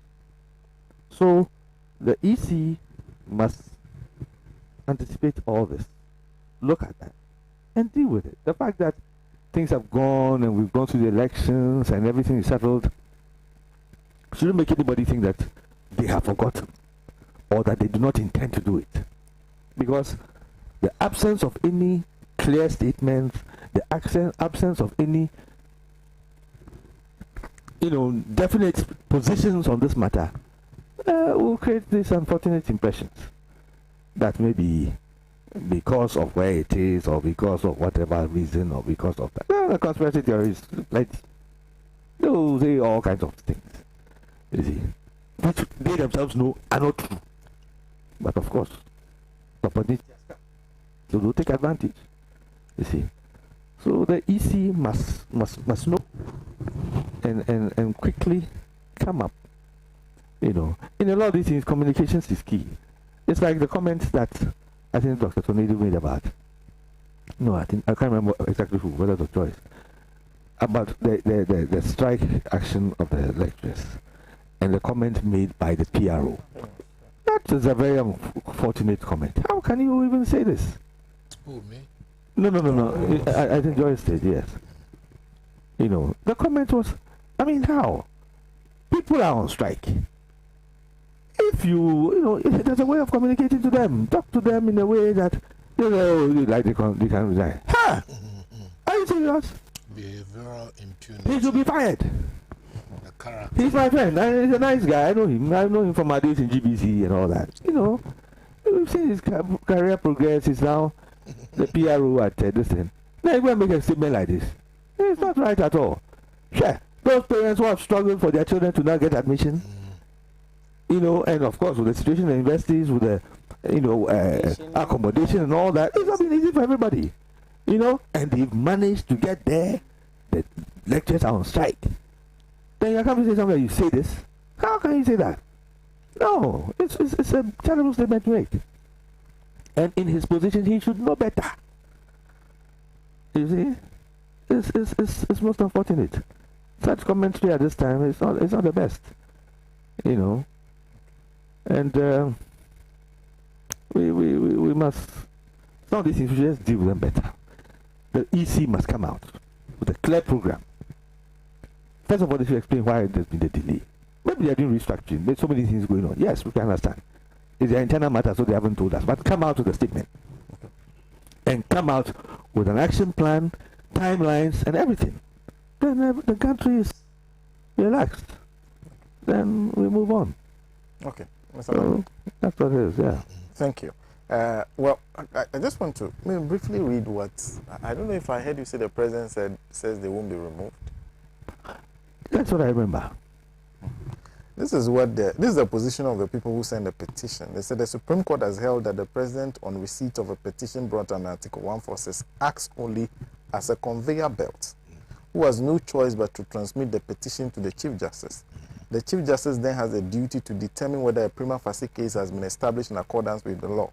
After that, a committee consisting of 3 judges and 2 others appointed by the Chief Justice will be put in place to investigate the petition. We expect that, as the president has done in previous times, he will act with necessary dispatch and have the necessary democratic integrity to not to frustrate the force to protect our constitution and constitutional rights. That's their position. So this has been tabled to... So this is a petition that has been sent for the removal on the salary. So the petition has actually been sent to the president? To the president, yeah. And the president hasn't responded officially to this? No, not yet. Okay. Not yet. They've just acknowledged receipts. Okay. Yeah. Madam Joyce. Well, thank you very much. And I think that basically this matter to do with SAL has exposed the ugly sides of the just ended 2020 election. I believe, and I have no doubt, that sometimes our courts have been too sensitive or way too considerate in their assertion of the independence of some of our statutory institutions.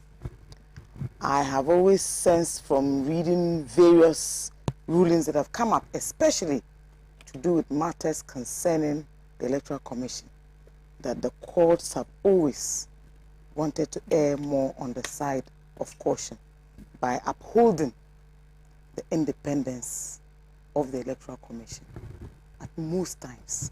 So you find that most often than not, when there's an action before a High Court or the Supreme Court, eventually you'll find out that the Electoral Commission will be told to go back and work in accordance with these laws.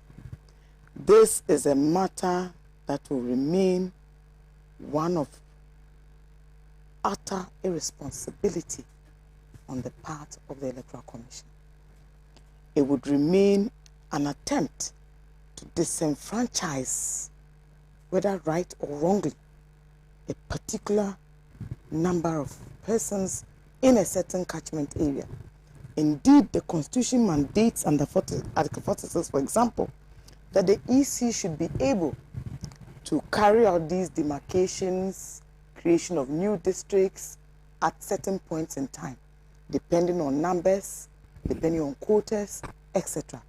Indeed, as far back as 2016, when CI 95 was laid before Parliament, the Supreme Court at the time held that the catchment area of SAL, that is the Santrokofi, Apafo, exactly, should not actually be placed under the Hohoi District of the Volta region at the time.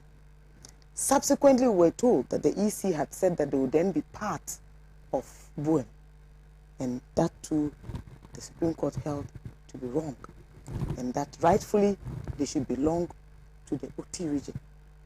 But certainly, the then Attorney General, Deputy Attorney General at the time, went to the Supreme Court and argued largely when an injunction was placed at the High Court in Ho on the matter of the gazetting of the MP who had emerged as winner in Hohoi, and argued that if there was any elections that should be annulled, then it should be those of Bawumia and not Hohoi. Suddenly, it then created this impression that there was also some politicking involved. As we all well know now, Hohoi was actually won by the MPP for the very first time in 2020. Oti was relatively a very new region, and then of course we also still have Bawumia. I tend to think that the EC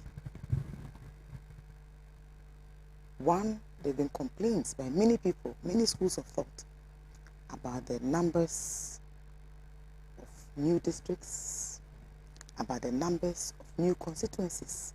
And over the years, we've moved from 200 to 275.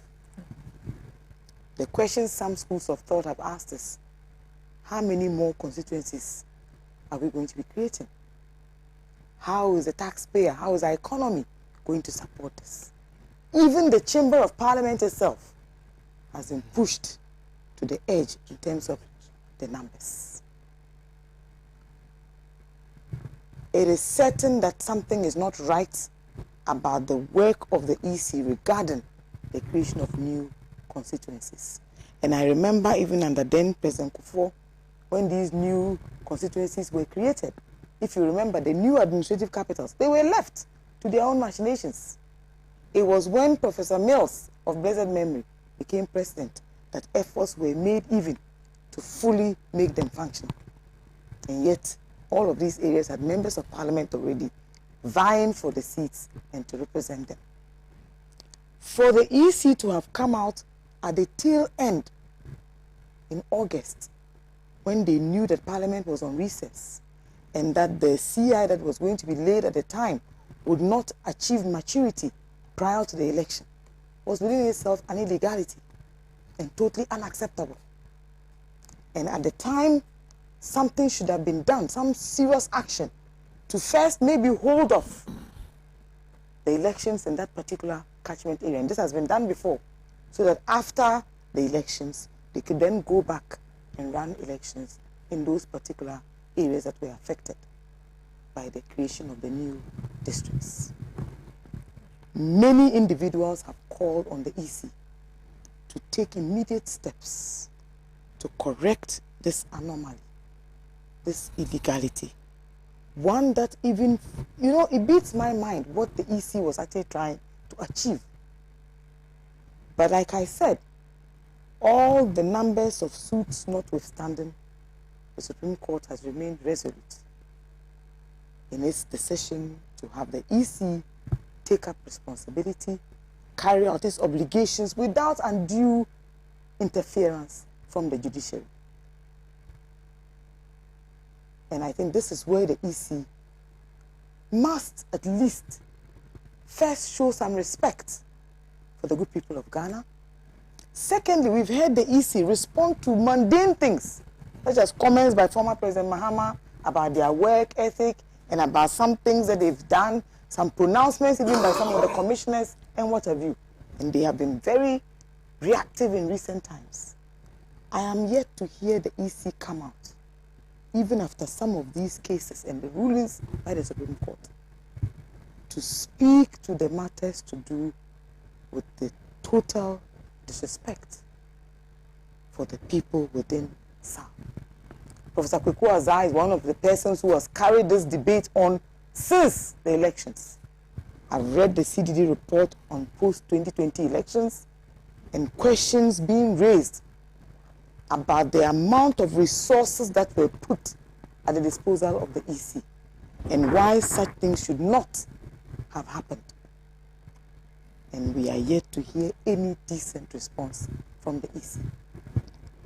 Certainly, the President has made it very obvious that he is sticking with his EC as it stands today, and that he will not be shifting any goalposts, and that there can be no attempts either to sanction or remove them whatsoever. And indeed, when petitions of this kind, and we saw it recently in the case of Madame Charlotte Osei versus the Republic, when such a petition was presented, the President only served as a conveyor belt, and same was handed over to the Chief Justice for the necessary investigations to be carried out in accordance with the tenets of the Constitution. Why are we not seeing a similar approach to the process from the President? And for an EC whose posturing has been one of a certain territorial outlook, I am surprised that they have had no concrete explanations whatsoever. They have not put out a statement. They have not spoken to the issues, even since the matter before the Supreme Court and the ruling in the aftermath We have heard absolutely nothing.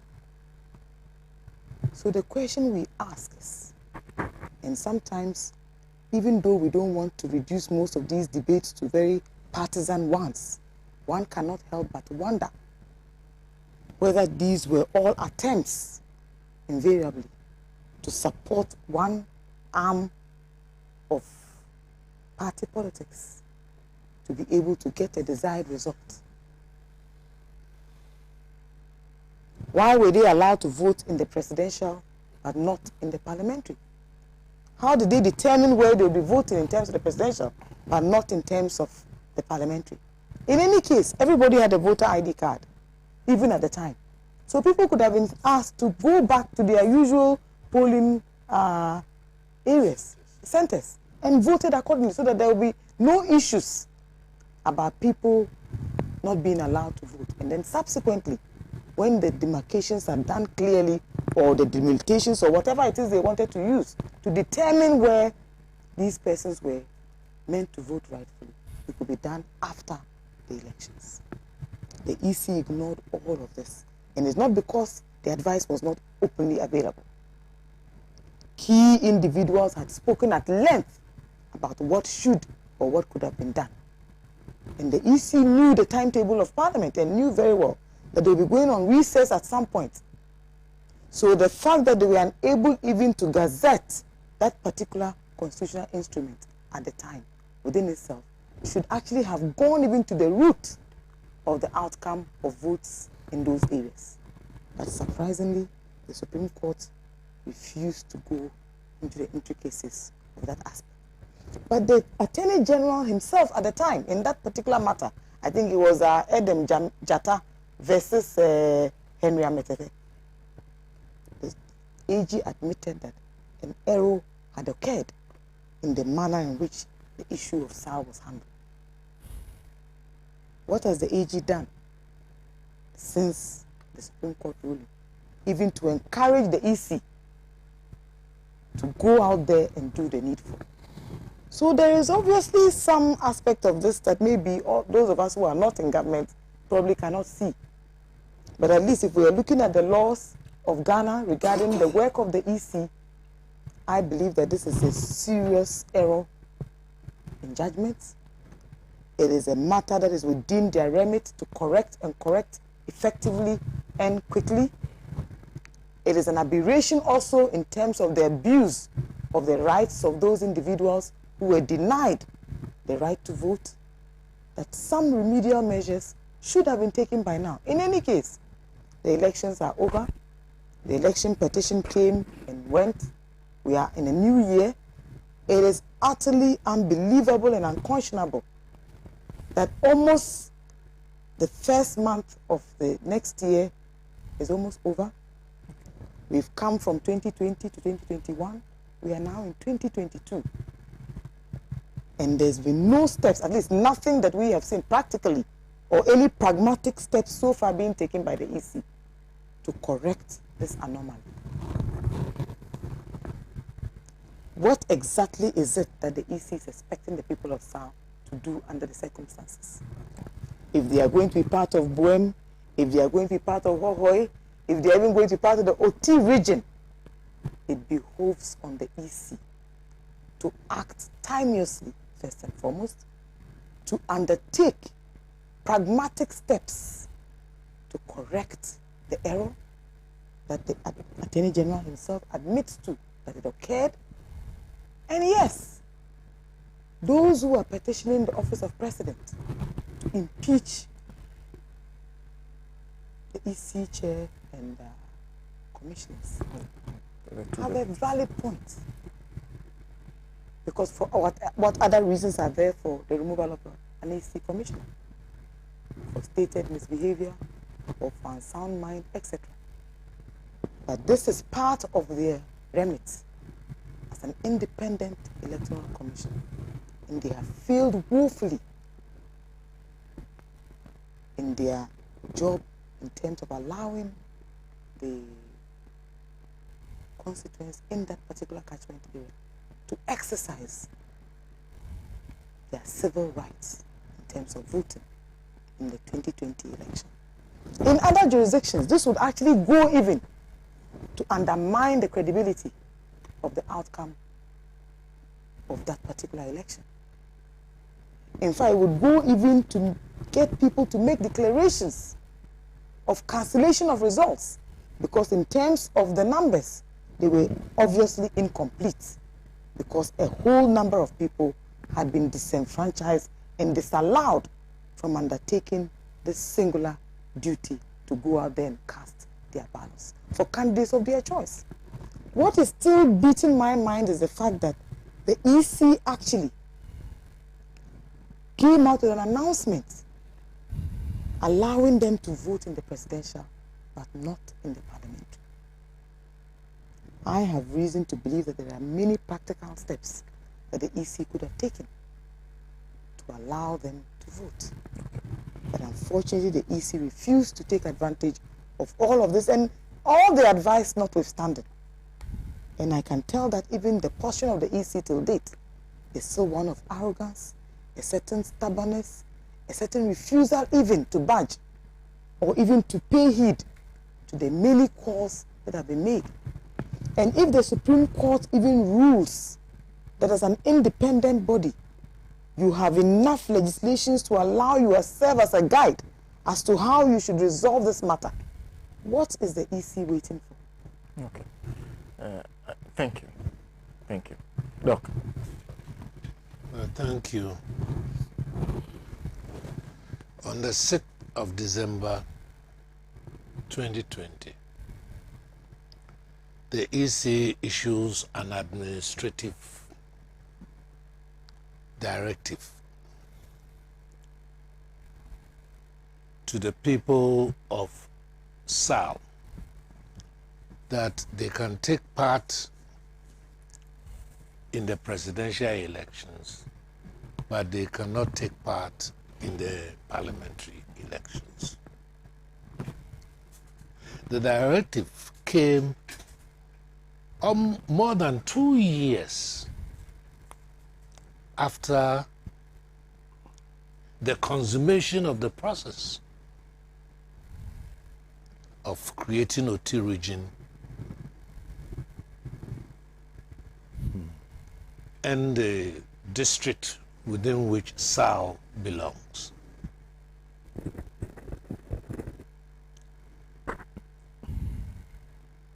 For the past 2 years, or I would say maybe 1 year, because we are in the second year, the people of SAL have been denied their inalienable constitutional right to political participation and representation. Elections, whether we like it or not,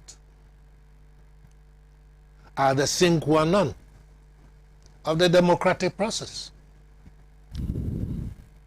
And the EC, as a constitutional entity, exists for the sole purpose of conducting elections in a free, fair, and free from fear manner to which people have the right to political representation and participation, the right to vote. Very fundamental. So I am interested in seeing that this petition is not about the right of the people of SAL to vote, because that right had been denied them, and for the next 4 years will be denied them, because anytime the EC creates a constituency, it does not come into effect until after the next dissolution of Parliament. So if they have the right to vote, they can only enjoy that right come 2024 December. A clear denial. I take note that the petition is about the administrative performance of the Electoral Commissioner. Was it due to negligence? that the people of Sao have been denied their right to vote? Was it deliberate, as others are persuaded to think, that it was deliberate for the purpose of voter suppression? Was it due to incompetence? I think the tribunal that will be set up by the president will have to deal with these issues. On the side of the president, this is the moment of truth. He has to show that for the first time he has candor on his part and must act accordingly. The Constitution says so. You claim to be a conveyor belt. Be a conveyor belt, not a judge. You cannot judge the merits of the petition. It belongs to another entity. Yours is to inform the Chief Justice and for the Chief Justice to examine the merits of the case and set up the necessary proceedings for judging the merits of the petition. But you see, what is happening to Sal is a clear demonstration of the behavioral syndrome we call impunity. Impunity of elected officials. And this is at the core of some of the socio-political problems we are having in Ghana. It starts from the top and percolates all the way down to the bottom. Impunity. The effect is rampant criminality in the society. Armed robbers are so reckless that they disregard the sanctity of human life and will just point a gun and shoot somebody for nothing. Ordinary citizens behave with the same impunity. State property is destroyed for personal gain. A new road is built, and you find somebody who will go and remove the road markings for his own personal use. Impunity. Behavioral impunity. You go to a public institution for a service to which the officer who is paid to deliver the service will demand bribe from you. Impunity. A minister of state doesn't think that he's a servant of the people, but rather the Lord. So he must be worshipped. Impunity. Public servants have the tendency to behave with impunity. On the part of the president, we see clear evidence of behavioral impunity against the outcry of misuse of public resources. The president is adamant he will still board the private luxurious jet, whether you like it or not. You cry your own cry. You won't mind you. Behavioral impunity. So it's no wonder that the Electoral Commission, we have the leadership behaving with the same impunity. This is the bane of Ghana's political economic development. Doc, thank you. Just one message to read, and I'll go to Mr. Pratt. This one is coming from Baba. Baba Musa, who says good morning to everyone, and says, let me join the numerous listeners to humbly welcome back Uncle Tony Edu to Alhaji And Alhaji as very great fans out there, just like Uncle Kwesi Pratt. My prayer is that Uncle Tony Edu will continuously feature on Alhaji And Alhaji for Uncle Kwesi, among others, in service to Mother Ghana. Mr. Pratt. Well, I just checked my time, and there's 1 minute to the end of the program. Actually, I see. And there's nothing much to say. Sorry, you thought you were preventing me from talking.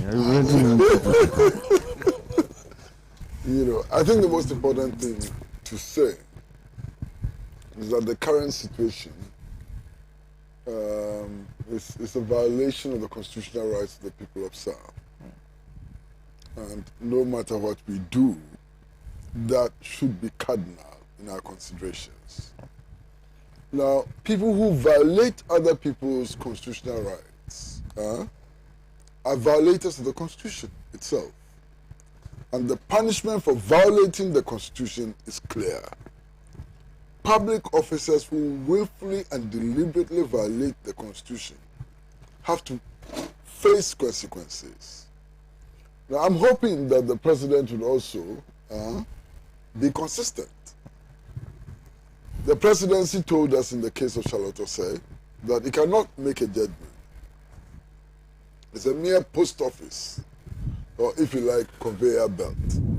Everybody expects the presidency to act the same. And then we'll see what comes out of this petition. That's all. Thank you. Thank you.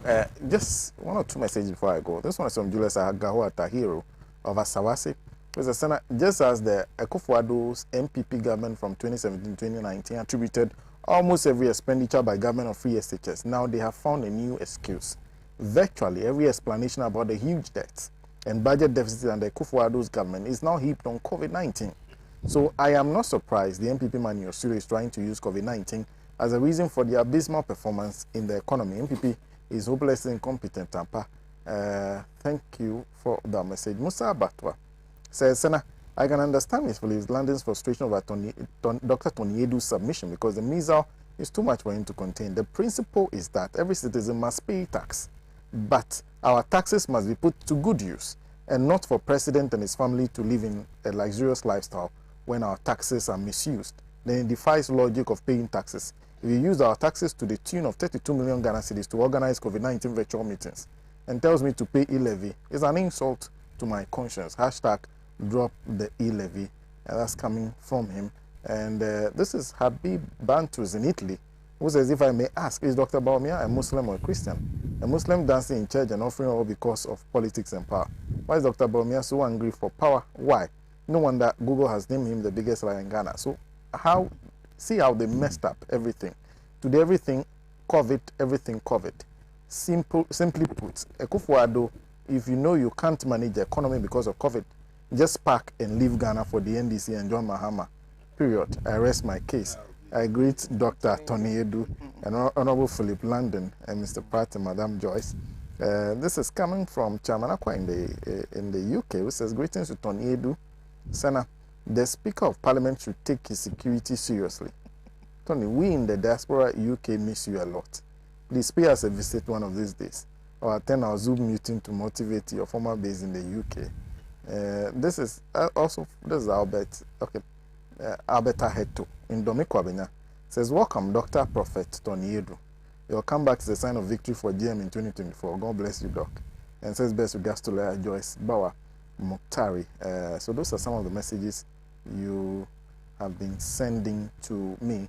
Let me just say, send our condolences to Mr. Hassan Ligbe, who is a former CEO of the Metro Mass Transport, because tomorrow the final funeral rites of his father will take place at Gambaga. Tomorrow, final funeral rites of Mr. Hassan Ligbe, former CEO of Metro Mass Transport. The final funeral rites of his father will take place at Gambaga. All friends and well-wishers are cordially invited. Our condolences to him on the loss of his father. Yeah, this also lost a very stout activist, Mr. Yabuama, who was the chairman of the Ashanti Caucus in Accra. His 1 week will be celebrated on Tuesday, the 18th, at his residence in Cantonments. So our condolences to the family of Mr. Yabuama. Yeah, and I would have been in Ikropong today because Mr. Afaidonko, you know, is also bereaved. He's lost his, I think it's his wife's brother also. Yeah, so, but I couldn't make it because of this program. Well, you can still go. You can still go. It's not 6 p.m. yet. Condolence to him. I come to your program, you treat me like this. They want me to drive for you. Treat you like what? Philip. And of course, yesterday was the birthday of Jifa Tega. Jifa appears on this show. So a belated happy birthday to her. I was telling her yesterday to give you a call and invite you to a party. Is that all you're doing? Happy birthday to her. That's all. Do something more. What should we do? She should do, not us. Okay, like Mr. Pratt said, this is Africa. When you celebrate your birthday, you invite us, we eat, and then we say happy birthday. So, Jifa, over to you. We are done for today. A big thank you to my panel for today. It's a pleasure to be in the midst of Dr. Tony Edu, who is former Ghana ambassador to the UK. It was wonderful to see Mr. Philip Lando once again. And like you said, I hope to see you more. And Doc too. Wonderful to see you. And of course, always a pleasure to be in the presence of Mr. Pratt, who is General Secretary of the Socialist Movement of Ghana. And then, I hope this is not the last one for the year. Madam Joyce Bawumia, who is here to former President Mahama. How can the second one be the last? You know, sometimes during the beginning of the year, she can offer some consistency, and then you vanish that, so you will see her again. Well, I'll try. Okay, okay. Well, it's wonderful to have you for the first 2 weeks of the year. Well, that does it for the show for today. A big thank you to my production team here, Pan-African team. Today, okay, so Tijani and also Ruben and to Latifa, a big thank you to you and a big thank you to the technical crew. And from the management and team here at Pan-African TV, enjoy the rest of your weekend. Have a fruitful week. We'll meet same time next week, Saturday. Do make a date with the mother of all talk shows, Alhaji And Alhaji. A big thank you to our affiliate stations across the country. My name is Sana Nombo. He has labored, he has suffered to lead his people into the land of freedom. He is the Redeemer.